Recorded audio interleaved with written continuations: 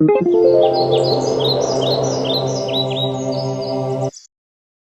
all you people. So we were talking, where were we? We were talking about my first few days in that doctorate program. Holy shit.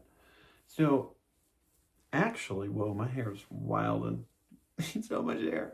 I've never had this much hair. So, right. Things. Life. Whoa. It's interesting, like going in these time machines. I like, if you're noticing, I'm like feeling all the things over again. This is almost like some therapy session, weirdest way, but like publicly. Wow. But I'll keep going because something's in my heart telling me to keep going. So I'll do that. Listening, following my heart. And anyway, I've actually told this part of the story here. So day 2, in one of my videos, I believe it was, God, it could have been in the Mets video, or whatever it's worth, day 2 of the program. I'm in one of my first courses that I was actually going to get accredited for. I had taken enough master's coursework in that specific subject. It was child psychology that I didn't have to take that first semester. It was one of the only ones I actually got approved to not take, a whole complicated thing. And my sister was giving birth. Holy shit. So I left class for that.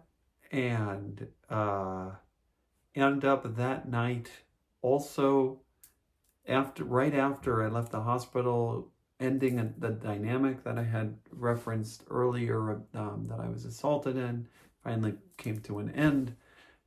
The prayer to fruition. The specific prayer in the Shema that I was referencing was Lo Taturu. Do not chase. Acharei levavchem, after your heart. Acharei nechem, and after your eyes. Maybe I'm reversing it. I haven't said it, the Shema, in a while. Forgive me. But yeah, it was something I really tried to figure out what that even meant. Especially that's ironic now as I'm talking about chasing my heart. At the time I was like, oh, it's like, don't let your eyes lead your heart. It's tricky. I don't know. Wherever I stand on today, I don't. Much of religion tries to tell you your feelings are bad. Don't feel. Control your feelings. I say feel your feelings. This is different than control your feelings.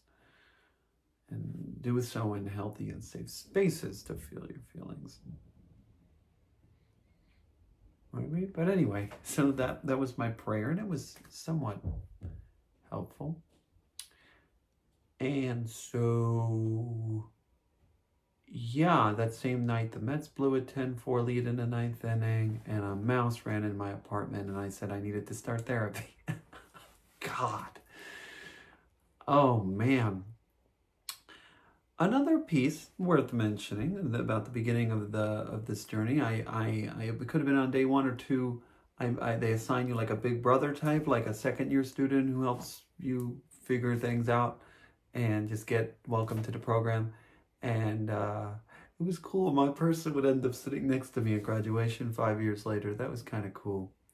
But and he was really nice and gave me a map of the campus, but gave me a little warning. And he said, "Hey, there's some financial problems in the program. And you might not hear about them now, but you'll probably get some wind of it." And I don't think my program was the only program to be facing some financial challenges, but certainly it was the seeds of what happened to be a roller coaster next 5 years in terms of the stability of the program itself, for everything from like changing, I think it was the dean position or whoever was in charge of the program changed multiple times. Our APA status was at times seemingly in question, like our accreditation, even though they assured us it was never in question. And honestly, from my understanding of how business dynamics work with schools and programs and just how much money they were making for this, I didn't think they were going to let that accreditation go. Ultimately, it stuck. They passed all their things. It was a lot of hoopla, but it certainly was very stress-inducing for many students. But I'm getting ahead of myself. None of that has happened yet. Right so far, I'm entering a stable program where this is the first I'm hearing about any instability. I will add, I remember I said they opened up 5 spots and I happen to be picked. Privilege here. I mean, this whole fucking thing's a story of privilege. You know, I get to attend school and travels and, well, you know, right. People are starving and being criminalized for just existing. I've showed you that map of the inequality map of just being born in Manhattan Beach versus Coney Island 6 blocks down. And anyway, wow. But yeah, so if I'm doing the math, I was never confirmed that this is what happened. But if they were a program facing financial difficulties who was getting pressure from the up tops to be more financially lucrative, and suddenly 5 spots opened a month before the year starts, I do think, and given what would happen in the years to follow, what probably happened was there was pressure to open more slots. And so they had to look through their stack of potentially even rejected applications that were going to be full pay. And, oh, pick me, pick me. Again, I wasn't the wealthiest kid in the cohort. I certainly probably was eventually driving one of the nicer cars. God, drunk, one of my fellow cohort members asked me, how's it feel to be this rich and in the program? God. Complex. My answer's complex. That's how it feels.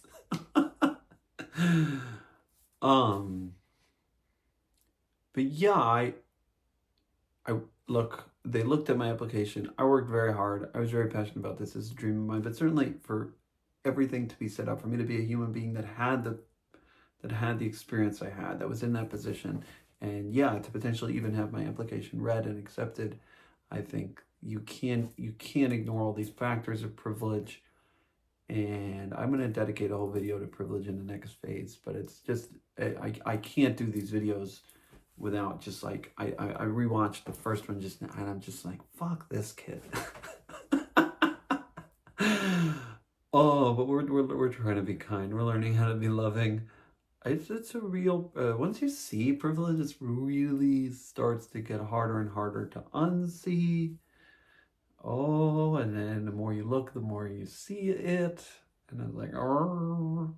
And it's not about like, I'm not lashing myself. I'm just like contextualizing like my pride and really understanding like, yes, these are amazing. Getting in, it's an amazing accomplishment, and it's all happening in context of privilege, right? And so, while holding space for that, is this, yes, I'm fighting against systems of different hierarchies by even being a person of the, assigned a birth male from the Syrian community to be chasing a psychology degree. That was a big deal. At least I felt it was. It certainly was not common. Right. Okay, where were we? We'll fast forward a little bit. We get to, I will say, so, the coursework. So my program was split into half the coursework was generally, or half the professors were supposed to be of the psychodynamic leaning. Psychodynamic therapy in the shortest is more focused on relationships, specifically our early life relationships, but it's also focused on things like dream interpretation and transference. So the relationship between the client and the therapist can be focused in a room. And so that's psychodynamic therapy. Stereotypically it's like Freud and the couch, but in modern psychodynamic therapy is really interesting, cool, and effective. So it's not just, ancient Freudian stuff, which even the ancient Freudian stuff has some validity. I myself consider myself a relational therapist, which would be on that side, but there's certainly the other half the program was of the professors at least was CBT or CBT oriented, cognitive behavioral oriented. There was a DBT person, but I just, those are in the same ballpark, even though they're very different. They're almost completely different, but it's all just like all these acronyms. Like dynamics, like the wild stuff, and the acronyms are like, we have like a plan, and you will follow this workbook.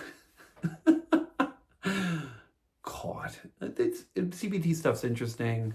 It's all the evidence-based stuff, even though psychodynamic therapy is evidence-based too. But if you see the word evidence-based, you're usually thinking of CBT people. They're like people, things like exposure therapy and it's behavioralism, what conditioning, and there's usually plans. And God, I feel like I'm failing all over again. CBT, it's stuff that's like you can see. It's the changes are very clear, and yeah, some people may call it surface level. I would call it specific. It can help with very specific things, and it can help with life in general. It can, depending on the style of therapist. But it's really effective in what it does, certainly in the short term. It does not take that long to implement CBT on very specific areas of need. For example, just like something like calming anxieties around certain fears can be really, really good and effective. Okay, so those were like how the program was split. And testing. God, fucking testing.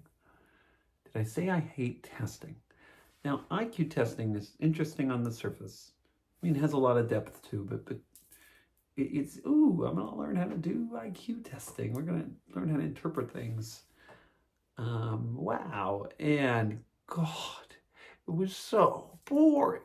Oh my God. And we had so many courses. I think I'd had to take 6 testing courses.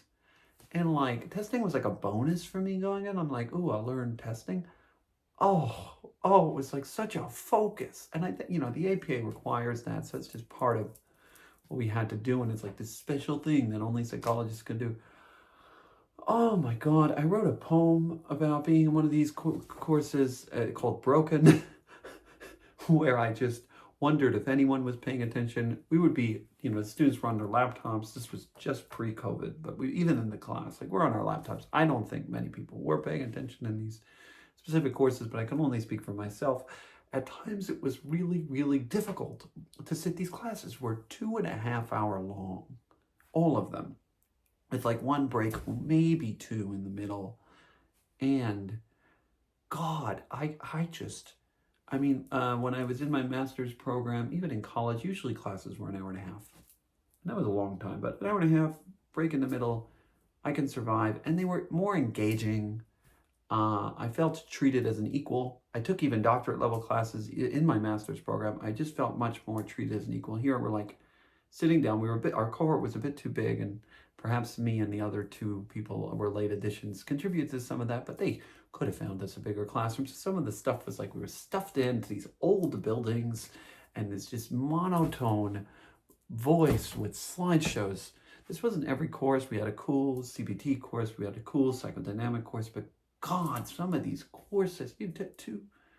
We had some cool courses, but God, so the program was like Tuesday, Wednesday, Thursday, and it was too long.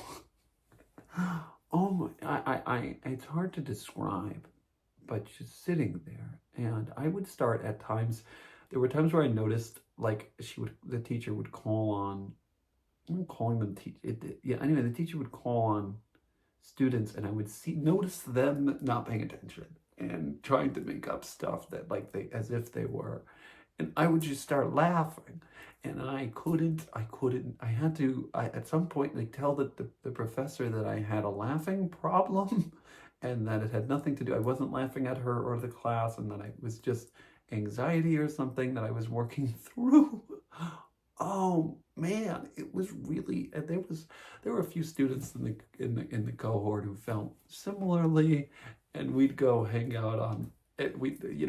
outside the classroom in the student lounge. And sometimes I would just take naps. What, me? Be disliked by my program? Why? Ever. I don't think this was right away, but it did happen very, very quickly, where it was very obvious that much of this coursework was not educational in terms of what I at least was there for, which was to learn how to make people feel safe, welcome, loved, help them heal from whatever it is that's, ailing them, help understand them with I used to say, like, I know how to get people talking. I know how to have their guts spill like spaghetti in my hands, but I want to learn how to make the pasta. I was there to learn how to make pasta, and they were talking about the history of noodles, which I guess wasn't just about the history of noodles, but about it didn't feel like how to make pasta in many cases. I won't say all. Yeah, we had some great courses on defense mechanisms and some other stuff on like I was saying, exposure therapy and on charting. I got really into charting. That was cool. Different charts. Anyway, from very early on, it became clear that this was going to be not a program where I thrived, but a program I survived. We were already saying things like, just picture the degree, you'll get the degree, you'll make it out of here. That's all we're here for, to get the degree and get out of here. And a part of me was like dying inside from that, because this is something that I loved. This is something, and this was such a long commitment. Like, I wasn't here to just check a fucking box. Yes, I wanted a doctorate, but this was not about box checking to me, and it just felt like it was becoming that I just felt I very, very quickly disengaged. And so with this, like, growing, like, that, I don't think that was the main negative feeling. My gut stuff was a lot of that. The gut stuff was really tricky. I was going 8 weeks abstinent from alcohol, challenging. I was also moving out of my apartment. Whoa, no, oh, I loved it. Oh, I'll miss you.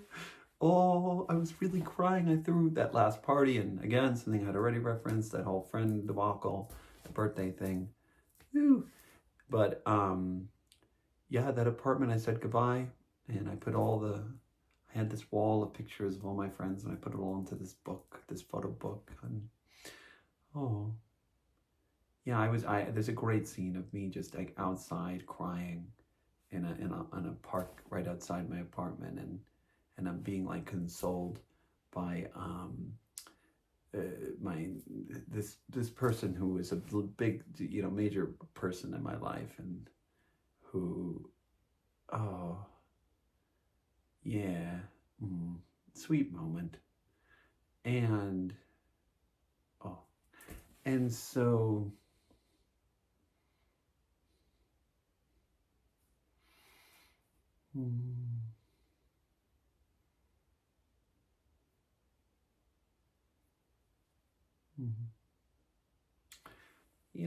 just this word, like,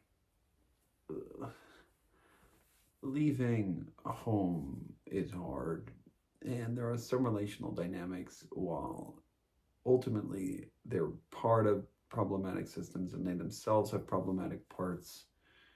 It's not easy, being abstinent from all my relationships, and there are times where I miss each one of them individually.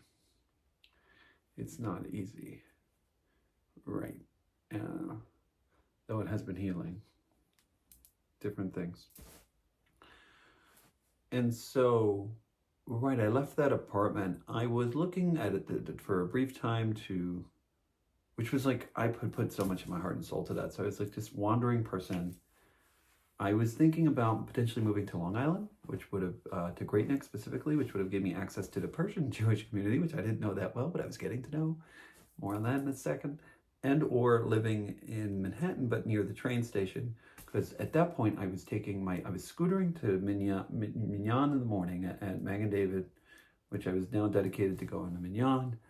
And I needed to get there at 6:15 or whatever, and my first class was at 9:20, and so God, I needed to get on maybe I needed to be on the train to Penn Station by like 7:30. So I need to leave Mignon early and then get on the train. And that train, one train took me to Penn, and Penn took me to one station, another station, to a different station. And from there, I take an Uber. And the Uber could hit traffic because it was fucking Long Island. And I was getting to class not only late and exhausted, but just like spinning from trying to game 4 different modes of travel. And at that point I had a fear of driving, so I wasn't driving. And so I was really struggling to balance like my commitment to my Jewish growth and getting to Mignon at the time. I'm still, even though I went to Aish, I got this little kippah. My mom was so pissed about it. It was this little Ashki kippah she could not stand. On one hand, I'll say like that was like, why? But also like, I guess some foreshadowing. And I was already using the accented Moshe David name at times. Oh wow. And so, who, me fighting authority? Ever. What? And so lost my apartment, was debating whether to move in with some friends right near Penn Station. I even had a cohort member I was thinking of moving in with in Great Neck. And then something wild happened. It was early on. So I had at Aish met all different kinds of Jews from all over. I didn't really know I'd ever see them again. And I'm sitting looking for apartments in Great Neck, and it was a fast day. It was like the day after Rosh Hashanah, that fast. So Gedalia, I know things. And so I'm fasting. I think I lost a contact, so I'm half blind. It's raining. There's some details. And I'm walking through the streets of Great Neck just looking for a shul, and I find one. And that was right near the apartment building I was looking at. And I walk in and somebody screams, "Morris?" And it was like my friend from Aish, who was from Great Neck apparently. And he like invited me in, and suddenly I was part of this whole group chat called the Great Jews of Long Island. And he let me sleep by his house a few times. And his mom was like a real estate broker lady, and she was helping me find an apartment. So that was really cool and nice and fun and like a whole new world. Like, yeah, I had a cousin who was married to a Persian person, but I had very little experience with the Persian community before this. My rabbi from Manhattan Beach, when I was young, was a rabbi at a shul in Persia in Great Neck. And that was very helpful too. So I got welcomed to his minyan, which was right near the train station. It was really cool timing. And I would get eggs made and get to do silichot, which with the Persian tunes was similar somewhat to the Syrian tunes. I got no anenus this year. I had to do them. Oh man. Holiday season's over, I guess. All right, bye. And yeah, it like balancing all this balance. It was a lot. And so wow. And at the time the department with the friend in Long Island fell apart. The department with the friend in the city, I was not ready to commit to Manhattan or that friend group. And so suddenly, like, I was no longer living. I didn't have my space in the city anymore, and like boundaries were going to be difficult with my parents, which I didn't have the words to describe. I just knew that I didn't want to be in the same house as them all the time. I just wanted space, which I guess is the way I said it at the time. It wasn't intentional. I didn't think they were. Yeah, right. I didn't fully conceive what I was saying. There's a lot of moments right now in my life where I realize like, oh wait, I wanted out of where I was. I wonder why. I wonder what made me want. Why in second grade I was picturing portals in the classroom. Maybe it was because the classroom sucked. And the life I was in was not one that was made for me. Why are we pathologizing a youth fantasy? We should not. We should listen to it. It's interesting. Anyway, so... Ooh. Oh, therapy. So one morning my mom happened to have an apartment uptown. I say my mom, my parents were married, but this was my mom's fight. She got her Upper East Side apartment for everyone. It was everyone's apartment in the family, but it had a spare bed, 2 bedrooms, and they barely used it. And so I got to live there. That was a block off Central Park. Privilege? What? A townhouse. Sorry, not an apartment. This was a townhouse. And oh no. Sorry, no. This one was an apartment. It was a really nice one though, and that was cool. So I was between there and some. Every once in a while, I would sleep in Brooklyn. Either way, it was a hefty commute. From Brooklyn, I would have to get the train to Atlantic Avenue to get to the Long Island Railroad. God. And from uptown, I'd have to get to Penn Station. And was I praying at Safra? Was I still praying downtown? Was I not? Was I skipping Minion? Maybe I was praying at Safra. It was all over the place. It was really tricky. I had committed to Minion during my master's program at NYU, and I was really trying to make that work. I made a chart about it for one of my courses. And so one morning in Brooklyn, just some context on the Minion commitment. A friend had passed, and I made a commitment literally at his Shiva that I would go to Minyan in his honor for a week. And I said every day, and I meant to say for a week, but I said every day. And so I'm like, wait, shoot, did I just commit to every day for the rest of my life? Well, I guess there's nothing wrong there, but I liked the idea of it. And it was feeling good for me. So I kept going, and it was really meaningful and special and a great way to honor, I guess, this person's memory. In my mind, at least at the time, I don't know. And so I was trying to do that. And one morning I wake up in Brooklyn and I'm late. And there's only one way that I can still get to Minyan and get to school. And it was I had to drive. And I had not driven a car. I mean, I got my driver's license when I was 18 or 17. But in college, I didn't end up getting a car. Me and my dad figured out that Ubers were cheaper too. It was the early stages of Uber, just came out right when I started college, and it was just going to be cheaper for me to live off of Uber than it was going to be to own whatever car with the car insurance, the parking, and potential accidents. And for me, I mean, I was a person who drank on weekends and liked the idea that I could not have to worry about drunk driving and just Uber everywhere. And so that was cool, convenient, and helpful when you have full permission and a credit card to call an Uber at any time.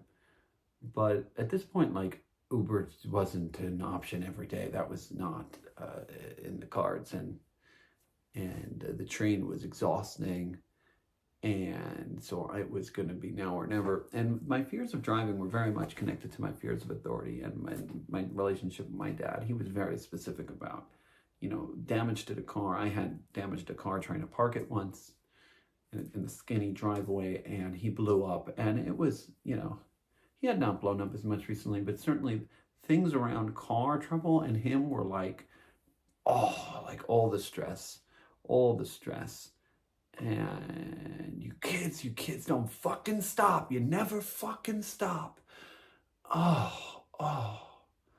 Man, like, imagine being talked to like that. It's how do you feel like a burden just inside and out?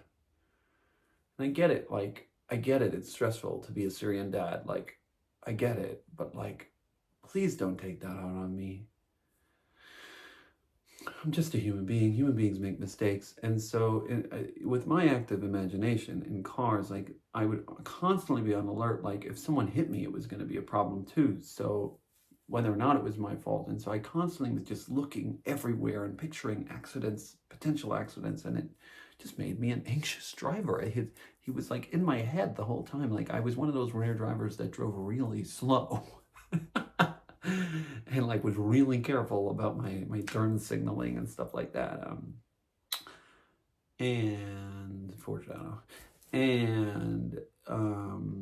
So on this morning, my parents were on vacation, so there was an extra car, And I just said, I'm late. The only way I'm going to make minyan and still go to class on time was if I drive. And so I took my sister's car. It was originally my older sister's, went to my sister. Now it was me in this blue 2012 Range Rover. And God, and I get to Minyan in the Manhattan Beach, Ohel David, and then I go on and I get on the highway. I remember getting on that highway, I was shitting bricks, and it worked. The car, I signaled fine. I got on, and I'm like, it's funny that I'm like 24 years old in this scene. I've been driving for 7 years, but never consistently, and like, so this was like one of the first times I was really feeling comfortable and safe, and like, I end up like, I played my favorite band, which at the time was Mount Joy. And so I just blasted their album. I put down the windows. I was like trying to pump myself into it. And it was going well. It was like this amazing little therapeutic moment. And it was kind of perfect timing. That night, I basically decided or that afternoon was going to be my first therapy session with my long-term mentor. Whoa. And so after the rat incident, the mouse and the Mets and the breakup and all that, I had reached out to this mentor. There was a small period where I considered going to another person for therapy. I even did email, I think, some other people, but my search wasn't that wide-ranging. This mentor I had known my whole life. She knew me, and I was not that honest about whether it was the substance use, sexual history, and certainly not my desires to be a woman. But I was ready to be. I wanted to heal. I wanted to get better. I wanted to stop feeling like shit. I wanted my stomach to get better. I did my 8 weeks. I hit the 8 weeks of abstinence. I broke my stomach, ironically, on a Simchat Torah of all things. It wasn't just Simchat Torah, but 2018 Simchat Torah at the Stiebel. God, 25 shots later. Oh man, who? Me? Abuse alcohol? What? Where were we? Religious drinking. Anyway, so I was trying to improve my life in different ways. And this just felt like a continuation of that and a big piece in that. And so the first thing I actually did was email her The Legend of Mofo, the book I had mentioned, and say, like, here's my book. I'm ready to open everything for you. And look, we're going to do this. And she even tried to push me to find another therapist at first. She thought it would be very deep and very heavy, and she wasn't sure she wanted to take it on. And God, some of the language even at the time is still not like, she should have said, no, this is in mesh dynamics. Risk of it, mesh dynamics. That was an easy, go find, and here's a recommendation for another therapist. That was the easy answer. But she didn't know another therapist that came from a religious perspective. So that she often would say things like, there's not many therapists out there. There aren't many therapists who come from religious perspectives that understand Syrian community dynamics. And that even in itself is bullshit. There probably are a lot, but maybe they're not that easy to access. There are certainly a plethora of therapists from secular dynamics who could have helped me at the time. But I didn't know of it. I wasn't ready to reach out. Like, I'm looking back now, like, part of me like wishes, here's a moment where, like, I go with a secular therapist. But like at the time, like, becoming a psychologist was controversial enough. Like, I wasn't actively dating in the Syrian world, but I was still trying to, like, there were many parts of me that had not yet broken out of the molds that I was going to be breaking out of. Like, just like going to, wearing my little Ashkenaz kippah sometimes that reminded me of Aish was controversial. Like, I guess the idea of a secular therapist, it wasn't radical. I probably could have done it. I even think my parents sent me to one at some point when I was 17 or 18. So I wasn't out of the question. I do wonder more on what they were trying to do in a second. It's just interesting. it's interesting to note the way my life would have been different. But here I was. Anyway, with this, I gave her my book. I'm coming. I'm ready, at least ready to start therapy. We had been talking for every week, right, since I'm 3 years old, basically. But this was going to be different. We had scheduled 2 hours for it in the first session, and eventually the plan was actually to do separate sessions. We were going to do 2 hours for my current stuff and 2 hours for the mofo past stuff, and we were going to spend 4 hours every week split into 2 sessions. Whoa. And tackle this. And I was really balancing the doctorate and all this was like, whoa, but I had Mondays and parts, sparsed out through the week, so maybe we could fit in 4 hours. It would end up becoming 8. Wow. But yeah, and given I was celebrating Shabbat on Friday, so I still had to make time to like make believe I was doing all the readings. Certainly I didn't have time to do all the readings. This was, at NYU I was taking 3 courses. LIU was like triple that in terms of time commitment, from the master's to the doctorate. Busy, and the commuting was just exhausting too. Did I mention the commuting was exhausting? And so anyway, I'm in this I remember the Range Rover. I'm in the parking lot.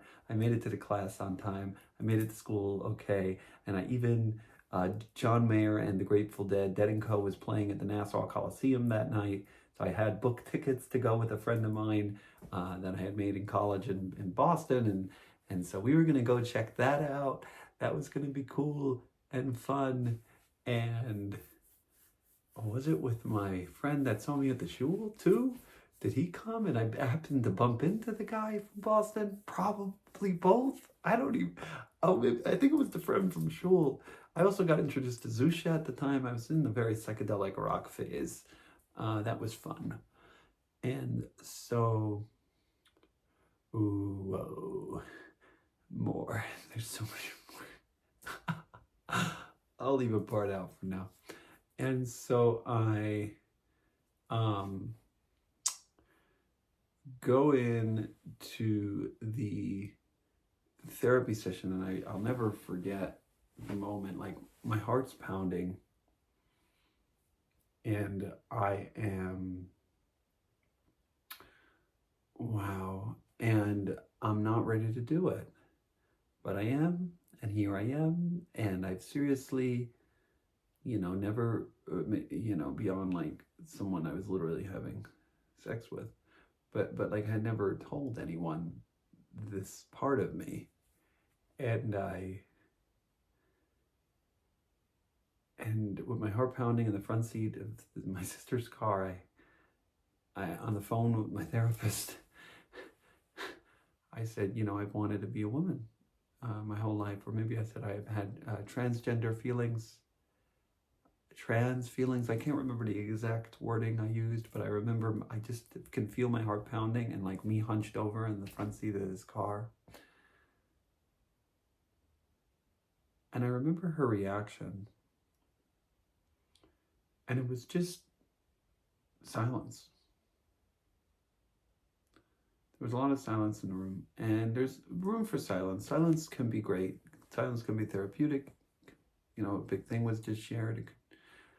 But I remember if there was like, again, going like, congratulations was in order there. A thank you. A wow. I can't imagine how that must have felt to hold your entire life. Something. What came was instead me having to like poke. And I was like, well, what do you think? Did you expect this? Did you see this coming? You don't seem surprised. Because she was just like speaking like it was normal, what I had just shared, which I guess is a therapeutic thing to do, I guess. But she didn't normalize it. She was speaking like as if our conversation was like an average conversation, I guess. And this wasn't something that was easily normalized, and certainly not by her. And so she said something about the way I played with toys as a kid. I mean, like, I certainly don't recall any kind of giveaways in my head. I wasn't a girly boy, whatever girly means. But yeah, and so I'm like, I don't even remember if we made a plan at the time of what we were going to do with the feelings. I just remember feeling so ecstatic that I told someone and that they didn't hate me for it. And she didn't think I was disgusting for it. So all of that felt really good. And I'm like, oh my God, I told the big thing. What are we going to do about it now? Like, where do we go with this? I don't even know what to do with this.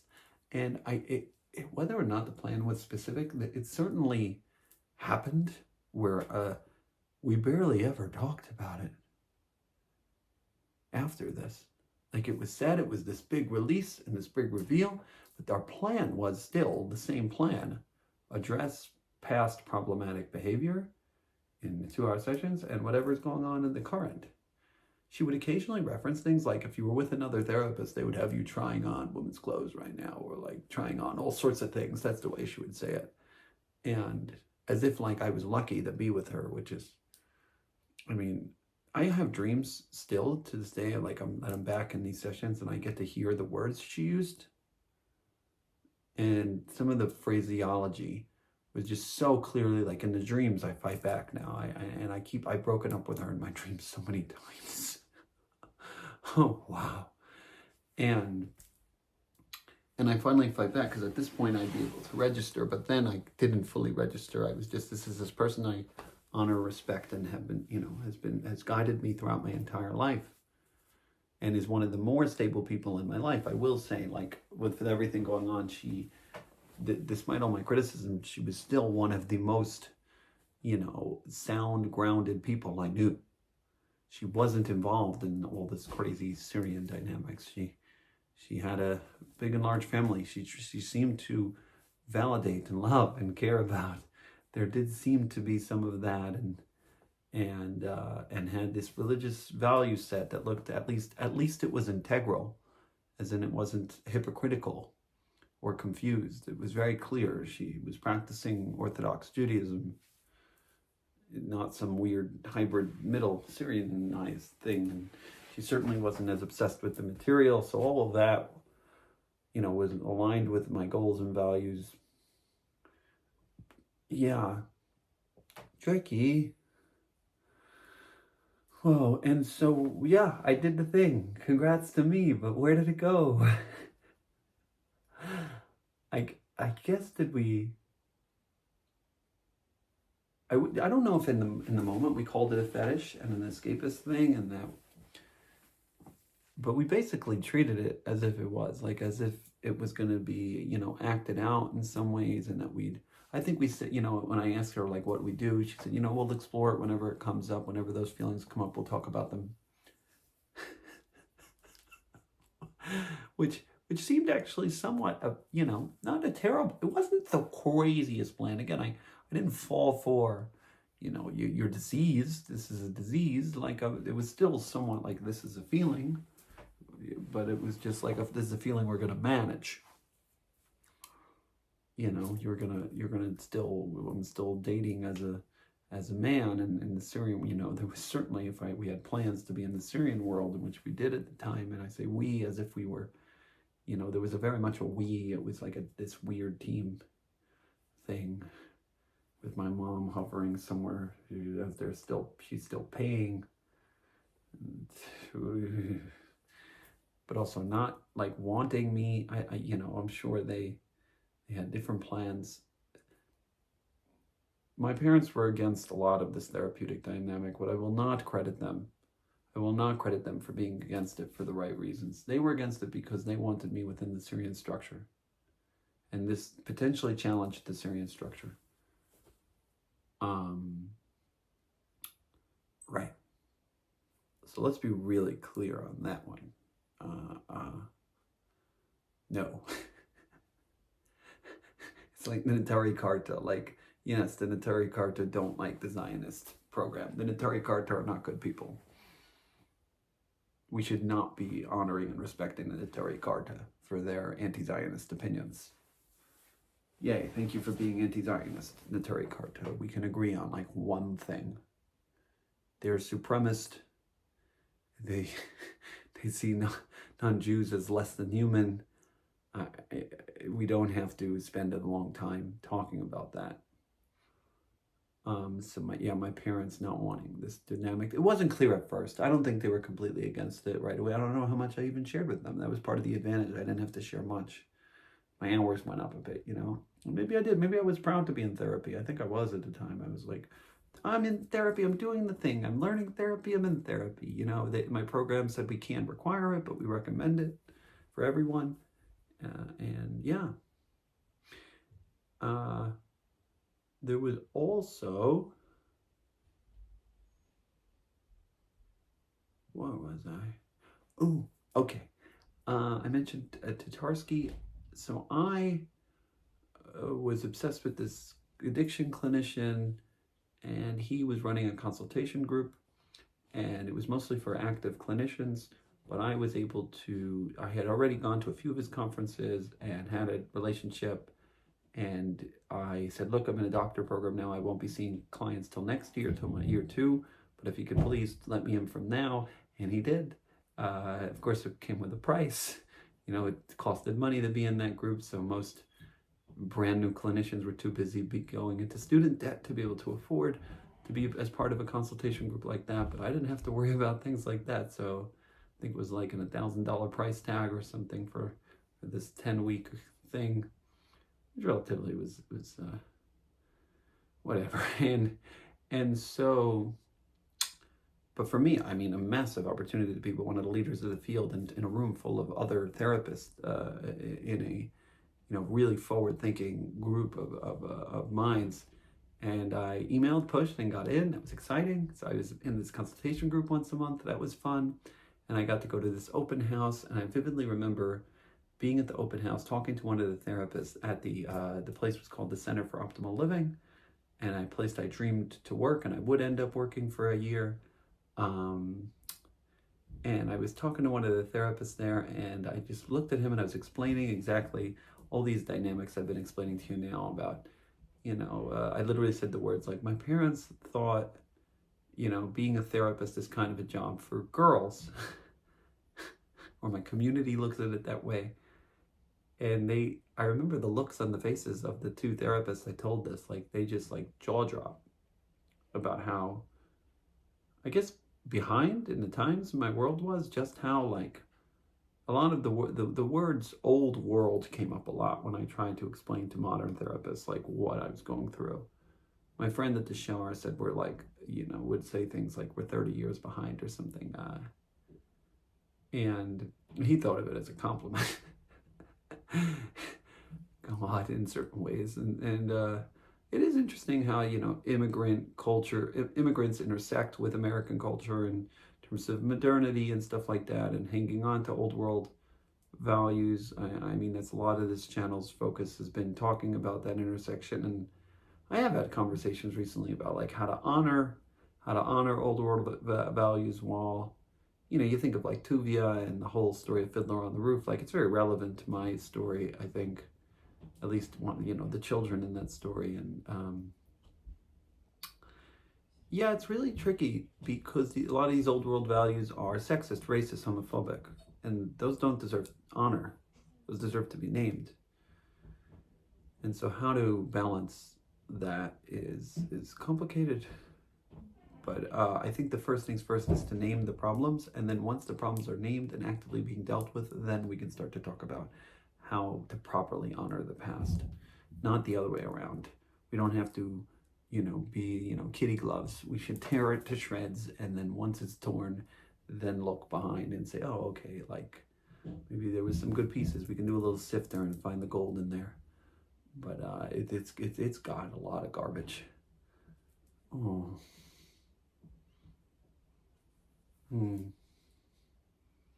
Tricky.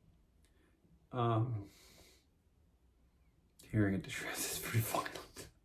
I can see how a lot of people might be insulted by that. I can feel it in my heart. Anyway, so yeah. So when I told these therapists, they just looked at me and they were like, "You're safe here. You're safe here." That felt really good to hear. It would be in that office where I'd have some life-changing, validating moments in a few years when I was working there, but more on that in later videos. And we kept going on, semester goes on. It was a struggle. I survive, seemingly pass everything. It wasn't nearly as successful as the NYU stuff. It wasn't straight A's, but it was well enough.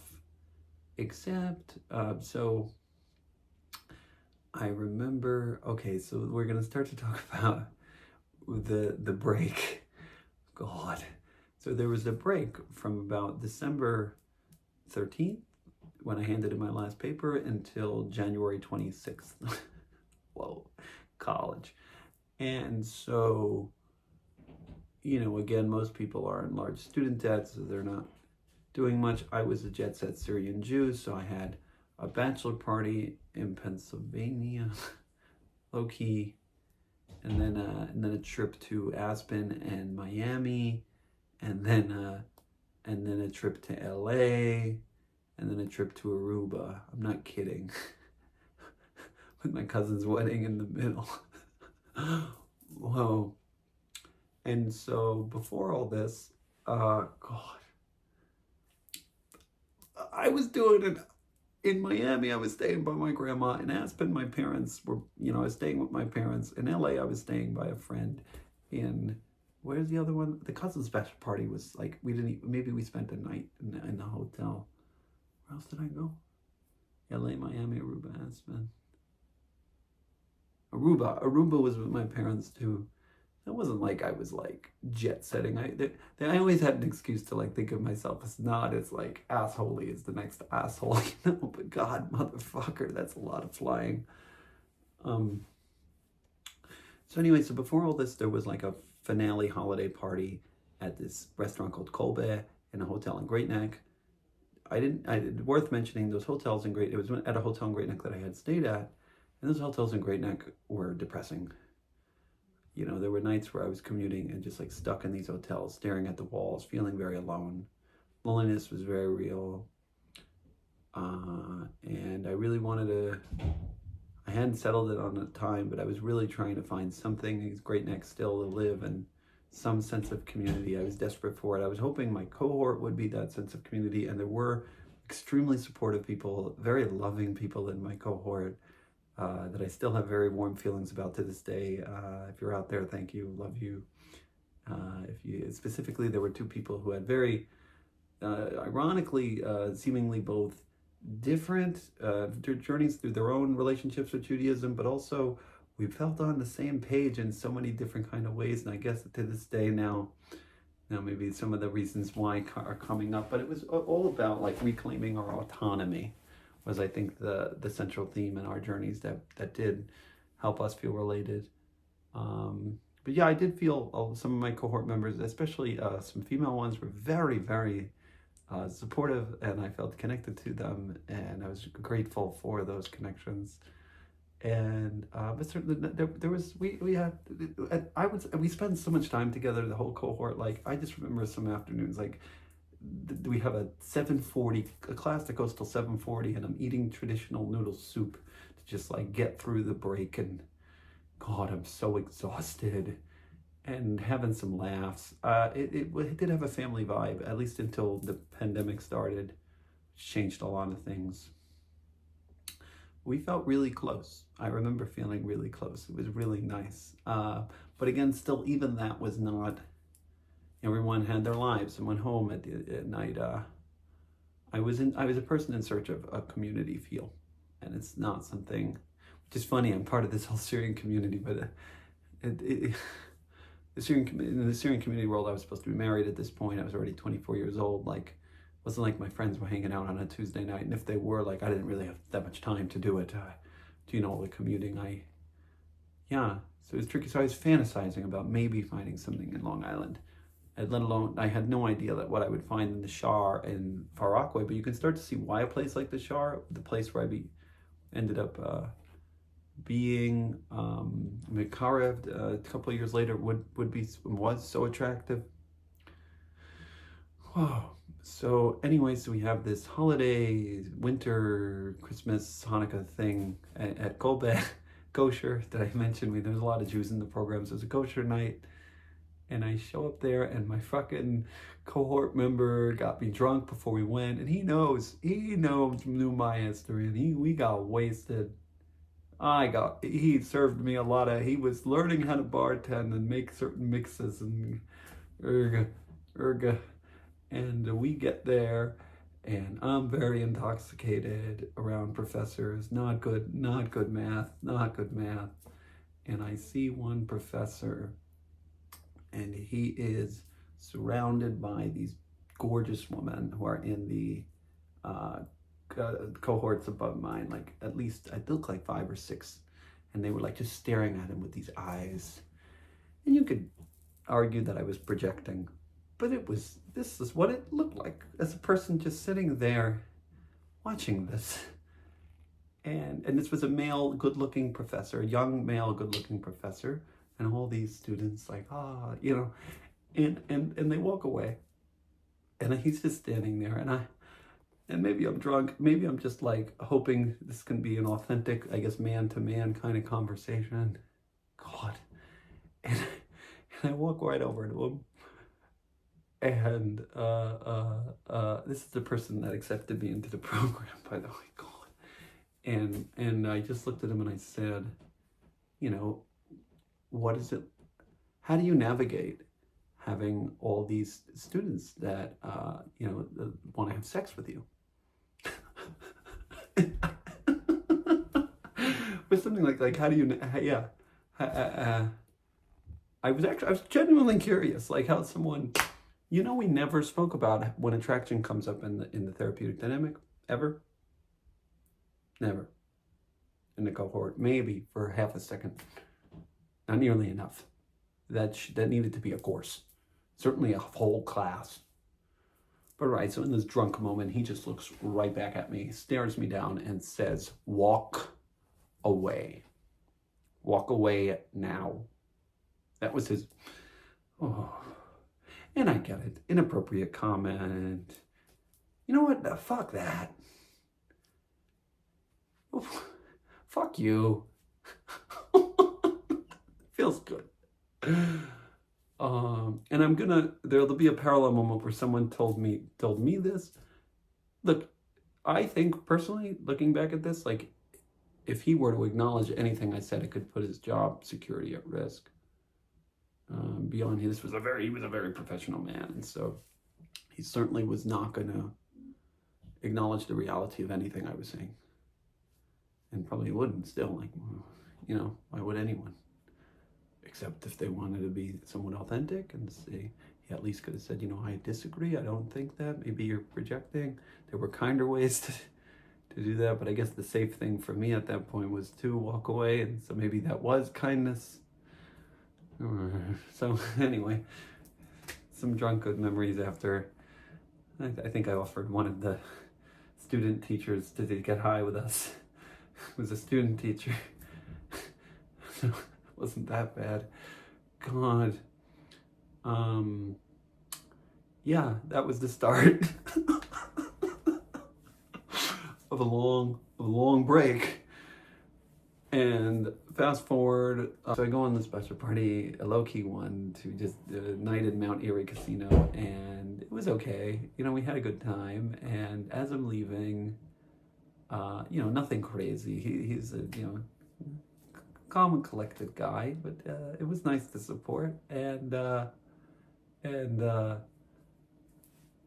so just before I left, I lost some money in gambling, not a lot, but I wanted to see if I could make it up and more. So I put like $25 on an 8-to-1 parlay. I picked 8 different teams on Sunday for Sunday football.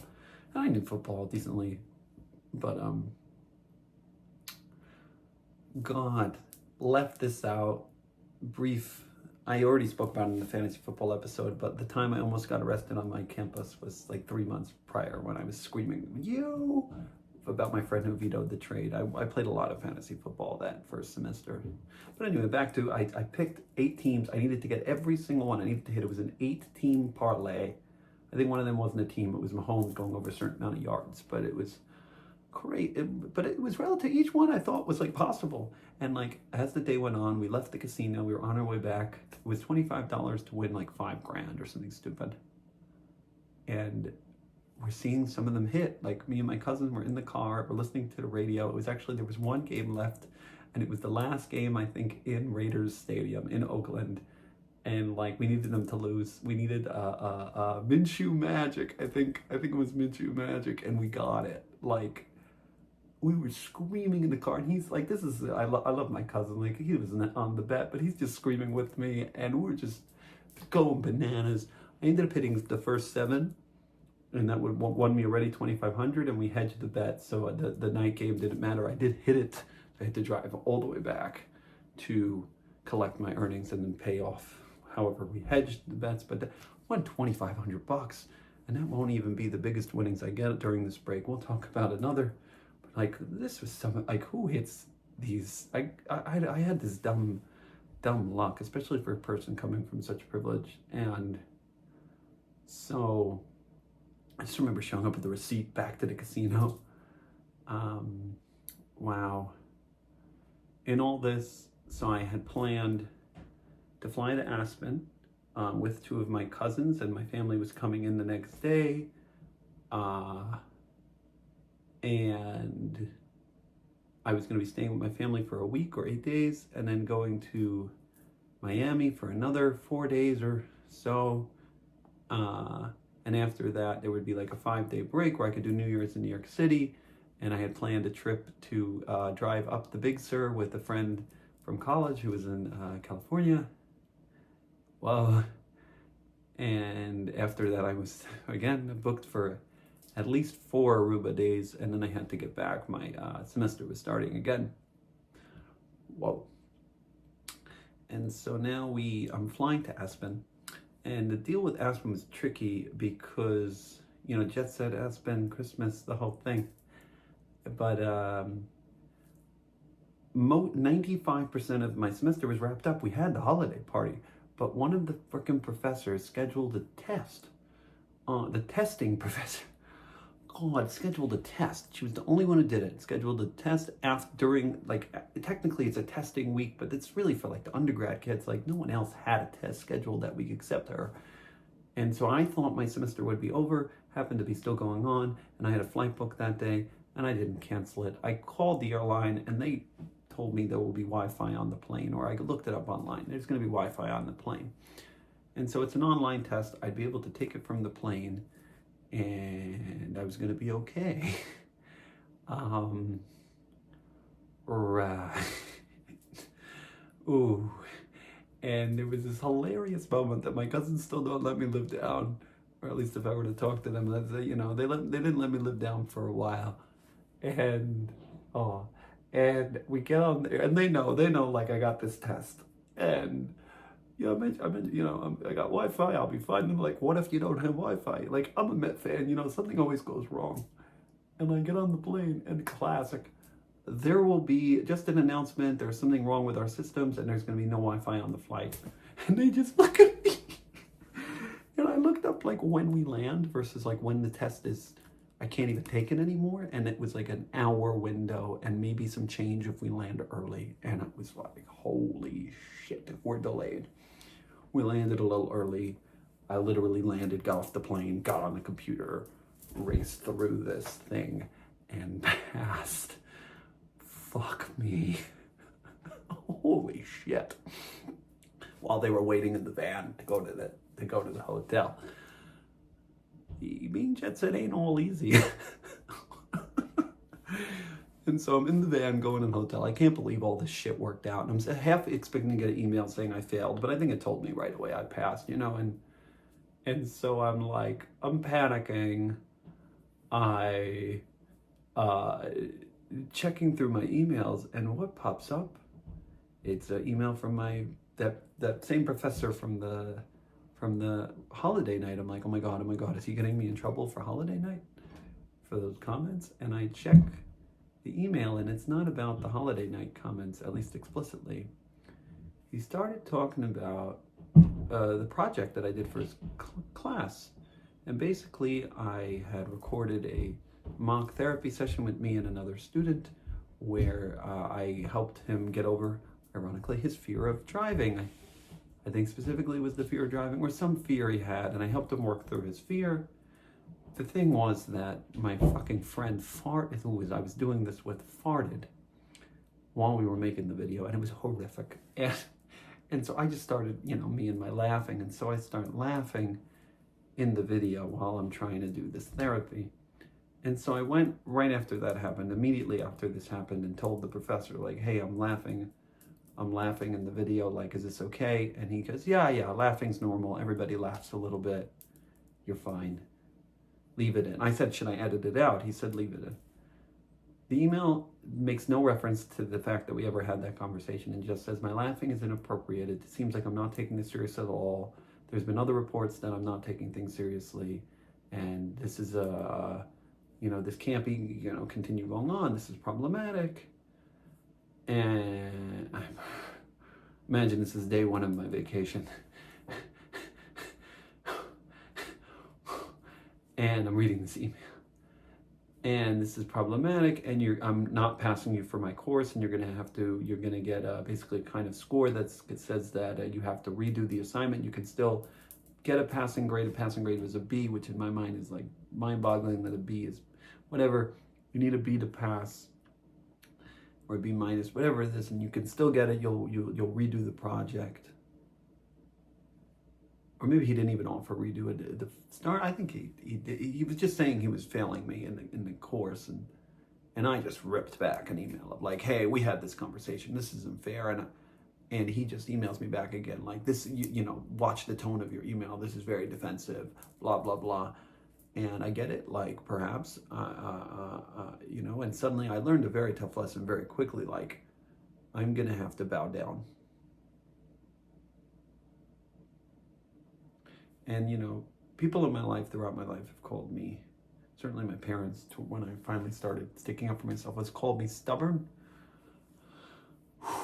I certainly wasn't stubborn in elementary and high school, or most of high school, until really post-op heart surgery is when I started actually thinking for myself. You ever see 10 Things I Hate About You? I might have mentioned it on this channel already. Authority systems are going to call you a lot of names when you speak out against them.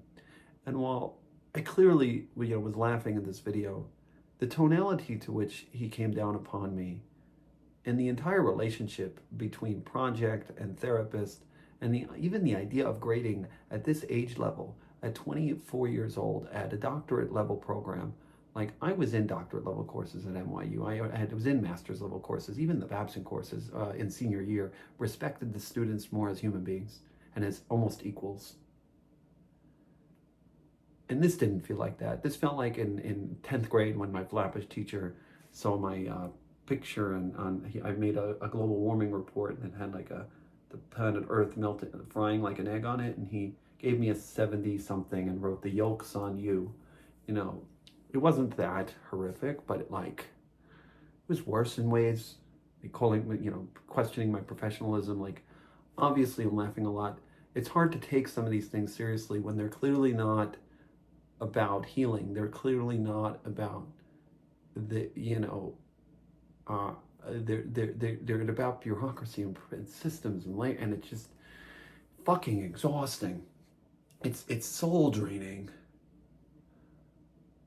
I laughed in the video. My friend farted. Beyond that, I watched it. I could rewatch it, but I would, of course, bow down, kowtow, and say, I'm so sorry for my tonality. I see what you're saying. Thank you for the opportunity, for letting me lick your butthole. Thank you for the opportunity for letting me redo this. And, I really hope I can, when I come back, make amends here and take, and thank you for the feedback. May I have another? Anyway, God. So I get to Aspen. It's good to be jet set, right? And that night I'm with my cousins. We get high and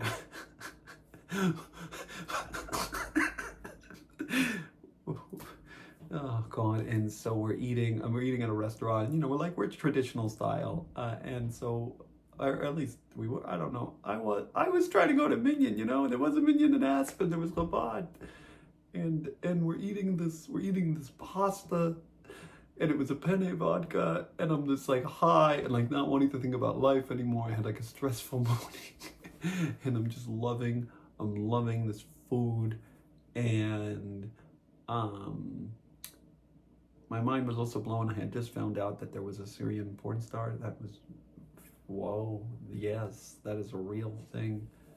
Um, Good for her. Yeah. Anyway, whoa.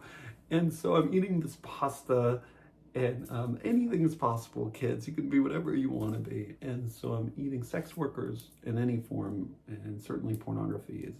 There's no reason we should shame these things. We need to legalize and just create safe systems and safe places for those taking part in those actions to make sure they are protected, right? But God bless, have fun. Anyway, so um, complex discussion for another day. I'm eating my penne vodka, and at the bottom of this bowl are these bits, and they taste smoky. And I'm like thinking they're like roasted tomato or something. And I look over at the waiter. I had finished the plate already, like scooped it up. I'm really stoned, and I look at the waiter and I'm like, "Hey, like, are these like roasted tomatoes? What are these?" He goes, "No, no, those are bacon bits." Again, I'm like trying to become religious. This is what, it was in a way making a joke of traditional Judaism. And like I looked back, I thought God was trying to send me a message to be more kosher. I look back and go, God was trying to send me a message that our version of Judaism didn't make a lot of sense. Like saying that the pasta is kosher and not the bacon, like it's such a line that is so arbitrary. Like it doesn't, at least kosher standards have very, they're stupid, they're silly, and they're problematic, but they are clear. I don't know, maybe this is just the ultra orthodox in me speaking. You don't end up eating bacon in your vodka bowl at a kosher restaurant usually. Anyway, um, fast forward, like that happened to me 3 times on that trip. A spaghetti, the meat, the red sauce was meat sauce, a soup. It kept happening. It happened a few times. I think that also I had an event where like I lost my phone, and I promised God if I find my phone that I won't ski on Shabbat. Was that trip? Or was that the year before? Oh, that was probably the year before. But I was trying to be more, certainly I would ski during the day, beautiful Aspen Mountains, and get high or drunk at night and wake up hungover and try and get to Minyan. And I did. I was a success. There's great pictures of me just like stoned and tired and like, but I'm here and like wearing my tefillin, the sun's shining, and we're like praying. All these jet set people in Aspen, and this happy Chabad rabbi, and what a great Chabad position, Chabad of Aspen. Of all the places in the world they can throw you, not a bad one. Their kid though, like it's like isolating, the kid has to be in classes online. Like it's interesting being Chabad. It's a whole, like being a shaliach, it's a whole like world. Like there was someone in Hilo, in Hawaii. Like, yeah, Chabad Hilo is cool, but it's also, again, isolating. Anyway, so I'm like in Aspen. What else? Oh, loneliness. So there were this is the interesting part about like jet set dating scenes. Like hypothetically, Cabo certainly, and the HL parties, and more so the HL parties in the summer, but certainly Cabo, and to a lesser extent, to a much, much lesser extent, but still somewhat in Aspen. There was a whole big Friday night dinner together. There's some aspect of the parents hoping that the jet set kids will meet each other and do a buzzara, whatever, that they'll get together, the boys and girls. And I was interested in someone there, and they didn't seem that interested in me, and like I had some compounding loneliness. I was already trying to, recovering from my breakup, as much as that relationship wasn't easy. if it even was a relationship, complex story. But I was recovering from that and feeling a lot of loneliness. And I remember just one night I was in we were lived in this beautiful mansion like house, my whole family and I, and yet always like somehow I had to share a room with my sister and also one of my cousins, and like I was a little embarrassed to cry, but they weren't in the room, and I was just bawling. I think they would love my tears. They're wonderful, but and so I'm just alone in the room crying. Oh man. Mm-hmm. And nothing the Aspen bar scene couldn't cheer up, in Cloud 9, which was like a club on the mountain, popping champagne bottles with family. Funny, weird scenes. Cool, I guess. Family parties together, yay. We drunk skiing down the mountain. Not dangerous at all. Fun times. Whoa. Yeah, so just like the loneliness in all this, and this continuation of it was a lot of drinking in Aspen, certainly, and then that bleeds right into Miami. I literally get on the flight, almost missed, crazy thing. It was like almost missed a connecting flight. There were delays and they weren't going to let me on. It was me and another lady, and I did an awful thing. I was crying that my grandmother was dying and I needed to make it to Florida. Horrific. They were going to call security on me for being too dramatic. Maybe I was pretty dramatic. Sorry, lady. You probably deserved that spot just as much as I did, if not more. Oh. Anyway, so I make it to Miami at like 2 in the morning and go straight to the club. And there's a bunch of Syrian guys and Syrian girls. It's January or December, sorry, Christmas time, New Year's, right before New Year's in Miami. Big Syrian time to be there. And I vividly remember just airport club, and I'm already taking shots. And I get in the cab and I got all these Syrian girls around me, and this was not very different. And it's worth noting that in Aspen I was just another jet set, but in Aruba, in Miami I was more status. I'm not gonna say that's the only reason these girls were interested in me. I do think I'm fun and funny and just cool to be around, but it's certainly not in the room. And so I went in a cab with them home and dropped them all off in this cab. And I think I had some interactions with all three of them in different ways, but the cab driver just looks at me after I dropped them off and he goes, "Man, it looks like they all want to have sex with you." And I'm like, where have I heard these words before? I never realized how, till I literally was preparing this story, and I'm like, oh my God. And I didn't say, "Walk away, sir." I laughed. I said, "You're probably right." God, but now looking back, it's probably it has to do with social dynamics, I think, and or he was projecting his own loneliness. It's tricky.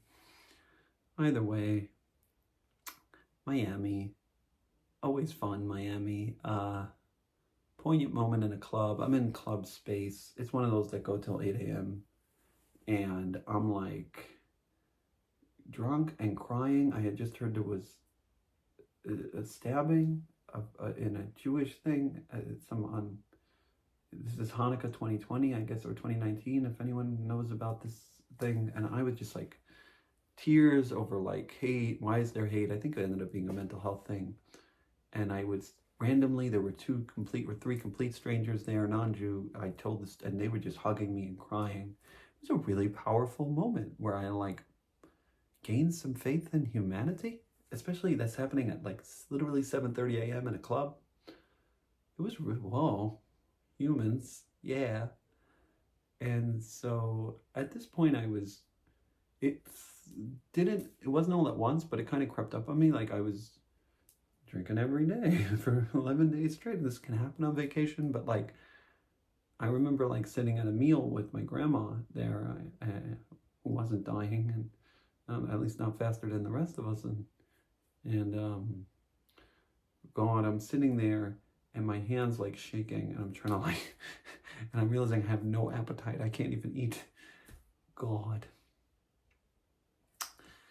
There was another moment. Oh man, some of these stories, I can't tell them all. We'll be here all night. But basically, I came so this close, and loneliness was rough. There was interactions, but there was intimacy was hard to find. Oh, boy shit. And so, um, it's the last night there. I'm literally getting sick at this point. Like, I'm exhausted. It's the, what is it? The Ibiza cough. We call it the Miami Aspen cough.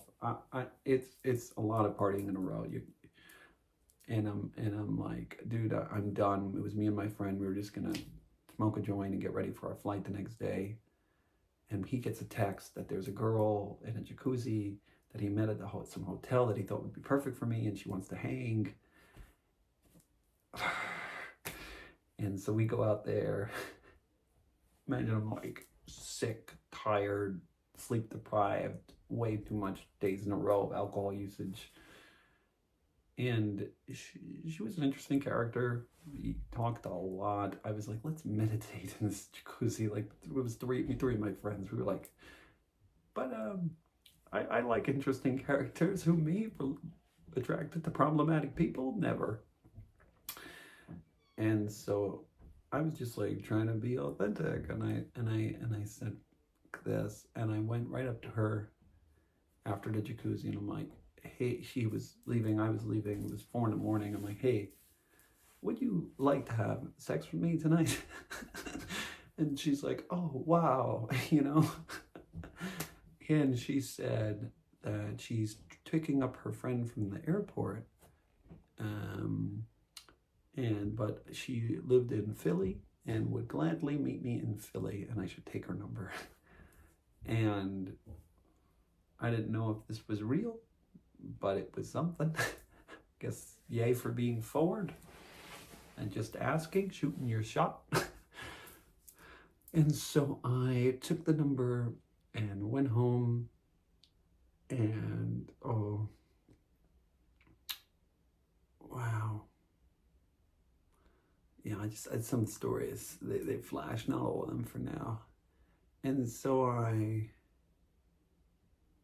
there were other dynamics. I was trying to think basically if I ever had, it had basically been since the summer that I was with anyone, in an intimate physical way. There was one close call, but I decided against it. I chose family and tradition over it. It was going to be on a Friday night, and my mom had set the Friday night table, and you could see every time, like, I'm choosing between, I'm stuck in this world, as H put it, between the animal soul and the spiritual soul, or whatever, and forgot the other word for it, but maybe it was just like I had to learn how to sit with my feelings and actually experience intimate dynamics in a healthy way, not just like shame away my urges and consider them animalistic.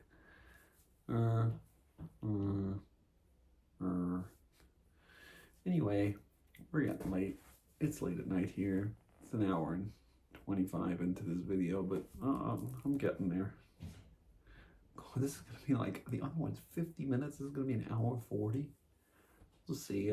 Maybe I'll cut. And so God, it's 11 o'clock at night here. Anyway,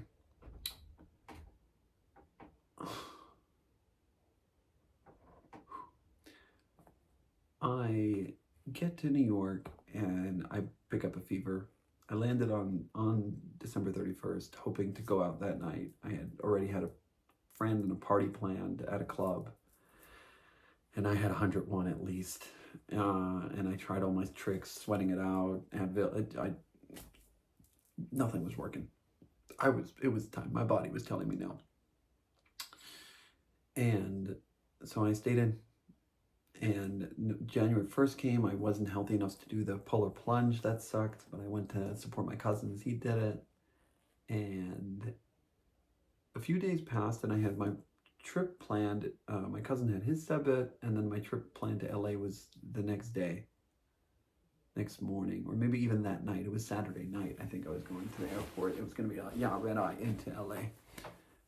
And my parents were fighting me on this. They perhaps were catching on to some of the, I don't know, that I was sick after being on vacation so long, and they didn't like this idea that I was going on another vacation while sick, that I was being irresponsible somehow. What's with authority figures calling me irresponsible? Like, I get it, but like, there's ways to have healthier conversations around stuff like that. And my plans in LA were not to party. I was going on a hiking adventure, and so we were going up on a hike, but like a nature-loving, like drive up the Big Sur, like this, right? It was gonna be healing, I hoped. And so they were like, "You can't go," and I'm like, "Wait a minute, I got a loophole, fucking loopholes and systems." There was a doctor in the community. There is a doctor that they trusted, and he was like he is everybody's community doctor, and he tends to be lenient on certain things. And so I was like, okay, you trust this doctor? Well, if this doctor, if I don't think it's that big of a, if Fariwa lets me go, Fariwa says I can get on the plane, then you guys gotta let me go. Or else, what do you not trust the doctor that you go to? And no. And so it's Saturday night, freaking first thing, the line's out the door, but my mom's like, it's a favorite customer there. It's funny when you're at a Syrian place, because Syrians will always try and cut in line, and you're the Syrian cutting the Syrians in line. I think I did get there pretty early though, to get my spot. Maybe there were 5 people. Anyway, it was, if you're in the Syrian community, the line outside Fariwa on a Saturday night, specifically 9 days before Aruba. Nobody wants to get sick. Everyone's trying to fit in their bikinis or whatever. Maybe there's 2 weeks before Aruba. God. And so I get in, he gives me a shot in my ass and gives me the clean bill of health, and I get on the plane to LA. My mom drove me herself to the airport. Whoa. LA was amazing. Not much to say about the trip specifically, but like gorgeous. The Big Sur is incredible. I'm so lucky I did the drive while the road was still available. I don't know if it still fully is today, but the road certainly was then. And my friend had this Tesla, and it was my first time in that, or second time I guess, in that kind of car, and it was beautiful. The whole experience. Interesting of note there, we did some LSD while out there, and I had done LSD in the past. We did like about a half tab, and we didn't really feel it. It's possible that its effects were just not that strong, but ultimately, like when we looked at each other and thought about it, and the way our conversation was going that night, we had this realization that like maybe we already learned what we needed to learn. I had gone to psychedelic conferences that summer, and someone, I think it was Tatarsky, gave me over the message, and it was from someone else. I'm sure we could look up this quote and see who it's from. He said, when you get the message, hang up the phone, regarding psychedelics. And this idea that there's an answer. Like there's always new answers to get with psychedelic usage, but at some point, it's certainly some points in our lives, like I had a million more answers to be found, and I'm very grateful for my more recent psychedelic experiences. But at that point, like we just felt that the way we were together, our conversation was already at a pretty high level, just in terms of spirituality, in terms of openness, in terms of vulnerability. It was really cool. I was really grateful for this kind of friend. He was really helpful in college. We went our own separate ways when I became religious, but it's certainly a person that I was, had a lot of, it was nice to spend that time. And so we drove up all the way to the Pebble Beach golf course area. We stayed in this gorgeous hotels on the way, and rainbows and sunsets, and really special. Oh God, purple beaches and walrus. It's just so cool. Well, America's fucking beautiful.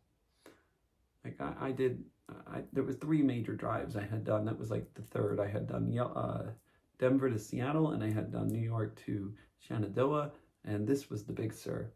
And all 3 of those were just, and I'm sure there are many more, but certainly those 3 drives in my life are some. The drive I did, or I've done a drive around Malibu, Hana Highway, was also very similarly.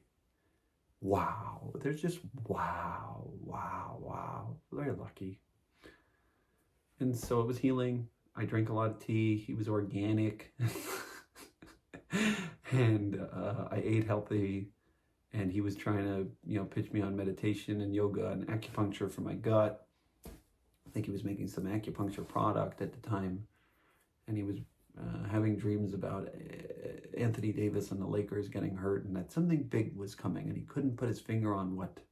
Not just about the Lakers. And he, to this day, I think, was saying that he was having premonitions about like COVID. I mean, there was some word in the air that there was something coming, but there was certainly no. We didn't see what was coming. Just this is, of course, first week of January 2020. Well, and so, at the end of that trip, I texted the girl from Philly and confirmed that she wanted me to come, and I was going to drive to her place on Saturday night, January 11th. On the 12th was going to be my cousin's wedding, where I was marching, and like really wanted to be part of his morning ocean dip cruise. So, that was going to be important to make it back for. But I thought I could. It was Philly. It's not that far. I have a car now. I got a car. I wasn't just driving my sister's car. I got my own car. That was very exciting. And so I get back from LA, and my parents are already like upset I even went. It was just the silliest thing, because of all the trips I did, it was the best one and the most healing and healthy and beautiful.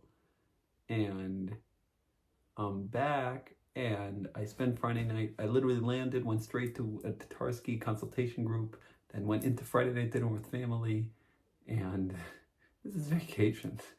And then I end up Saturday, right after Shabbat, telling my parents I'm going to go sleep in the city for the night, because I didn't want to have to answer for this whole fucking story of me going to Philly and them telling me, you're being irresponsible, you have the wedding, what are you doing?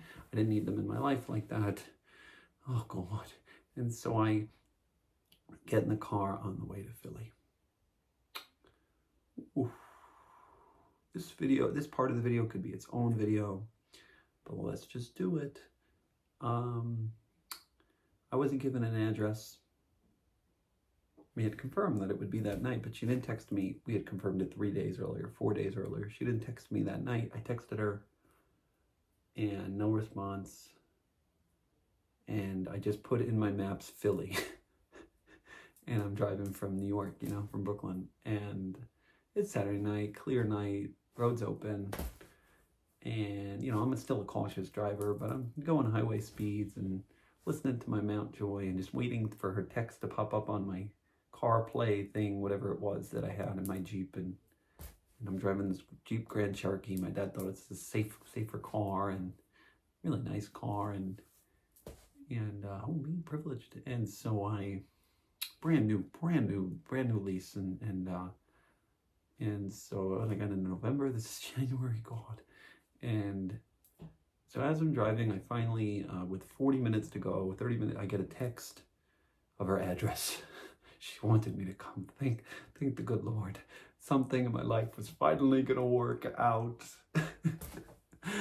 And I'm now just even more relaxed. Like, this is happening. I have nothing to worry about.